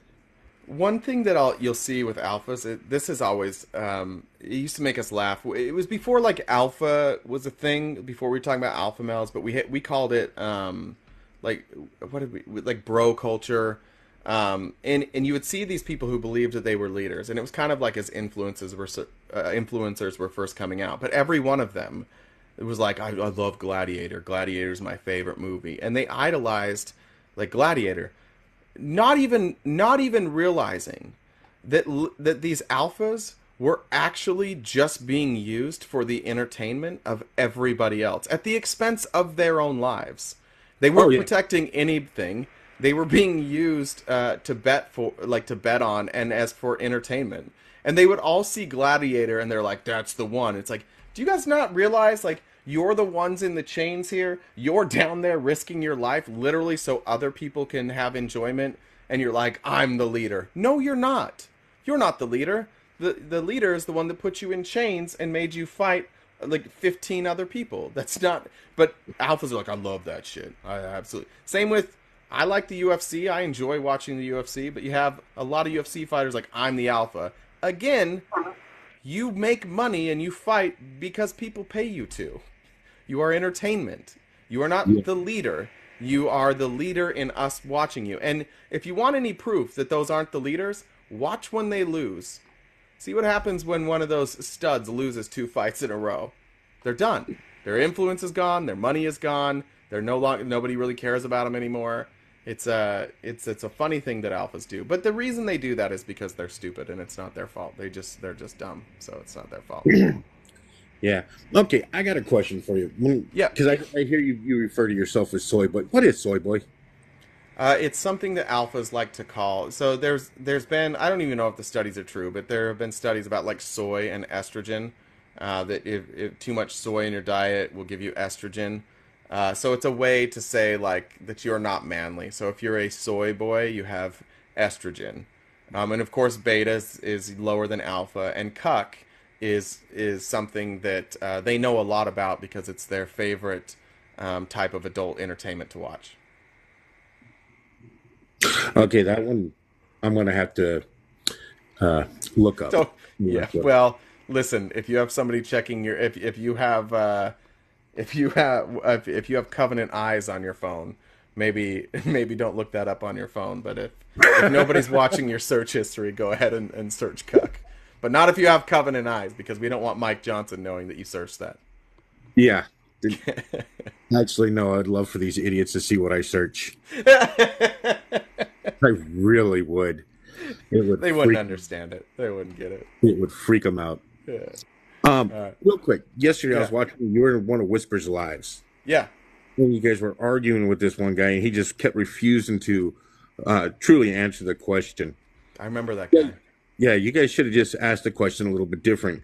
Why do white people break the law more at night than the daytime? Yeah, that would have been a better question. I don't know if we would have got an answer, but you're right. Athena sent me all the stats on that later. Incredible. Like, if you read the study that for some reason he brought out, it was so apparent what was going on. He's just a loser, and he just follows. He's part of that Tyler Bluntman pack that it keeps having to refresh. It's just the alt-right pipeline. It takes you into like Tyler Bluntman's kind of like the new hire manager. He's the one on the first day that like tells you what the policies are, and then you get your real training from somebody else. He's just the gateway to being an alt-righter, and I think that poor young man was still in the gateway phase, so he didn't even have his alt-right talking points down very well yet. He'll get better at it. He'll still be stupid, and he'll still be wrong, but he'll get better at it. Yeah, it's like I'm 51, and it's like I grew up in an alt-right house. My mom and sisters are still the same way. I couldn't be part of that with them. How you grew up in the cult with the thing. It's what you're taught from as a kid, and it is so difficult sometimes to get away from that. I mean, I give you props for getting away from the Mormon cult. I appreciate that. Thank you. It's one of my proudest moments. Yeah, I give you all props for that. Thank you. And the way you did a complete 180 in the way you thought about shit. Yeah, Phil, thank you. It is so hard for people to get away from what they were taught younger. Yeah, it is. It is hard. Yeah, I have empathy for those people, but it can be done and it should be done. Everybody should stop being religious. That's my view. That might be unpopular, but stop it. Yeah, spiritual is fine. Religious is not. When you're pushing your religion, it's like I'm a Norse pagan. I follow the old gods more as a honor to them as my heritage than you have to follow my rules. Yeah, I'm cool with that, and I think that stuff's interesting, and you can take lessons. Like, you could read the Bible, you could take good lessons from the Bible. That's fine. I have no problem with that, but yeah. Because it's like I look at this, and a lot of people, it's like when I'll be talking to them about it, I refer to my spiritual belief as a mythology because it is. It can be proven. Christianity is a mythology. The Abrahamic religions are a mythology because they cannot be proven. By the way, real quick, I forgot to thank Reggie for the raid again today. I was late on that. Reggie, thank you for the raid, and thank you everybody being here from Reggie's raid. Sorry, need to do that real quick. How can I get into your Discord? What's that? How do I get into your Discord? Did I send you a link? No. Okay, shoot me a DM. Right when you drop, shoot me a DM for the link, and I'll send you the link to the Discord. Copy that. Okay, thanks, Eric. All right, you have a nice day, man. You too. All right. And now, everybody, one of my most favorite people in the whole world, just a beautiful, beautiful soul, and somebody I would never say mean things about. Hi, Yolanda. Wow. You didn't know what to do with that, did you? I didn't. Hey, was it your birthday yesterday? I forgot what I was coming up for. I just have to say, alpha men definitely exist, and they are strong. There's several in the Discord. Who are the alpha men in the Discord? All of them. All of them? Well, there might be one or two, but... Okay. Was it your birthday yesterday? No. Okay. Why did I think that? Your birthday is soon, right? Or did it pass? Yeah. You don't want to say? No, it was yesterday, but yeah. Oh, okay. Happy birthday yesterday. Thank you. I hope it was wonderful. I don't want to keep you. Just had to come up and say that. And keep your carpet crunchy. Okay, I will. Thank you. Bye, Yolanda. All right, I think that's it. If you want a Discord link, shoot me or Jen or Infectious Bites or Whisper or Kimberly or Yolanda or Korean Leftists request for an invite to the Discord. I did it. Then we also have Diva and Fee and Lynn, who are mods, but those aren't people you want. But I named all my mods. That's the most important thing, is that I named the mods. That's it for me. Sorry, Ken and American Micro Podcast. I apologize. I'm out of time. I'm gonna go spend some time with my daughter. I'll be back again tomorrow at the same time, Pacific time. It's 8:30 a.m. to noon Pacific Standard Time. Hopefully Felisa's internet situation gets figured out and she'll be back tomorrow as well. I really enjoyed the conversations today. Thank you guys for all hanging around. Take care of yourselves. Discord link, got that. You can follow us on YouTube. You can follow us on Twitter. We're working on Instagram and Facebook right now. I'll have more information on that next week. Thank you guys for all the support, and thank you, Alphas, for staying in the comments and being the cowardly alphas that you are. I will see you tomorrow.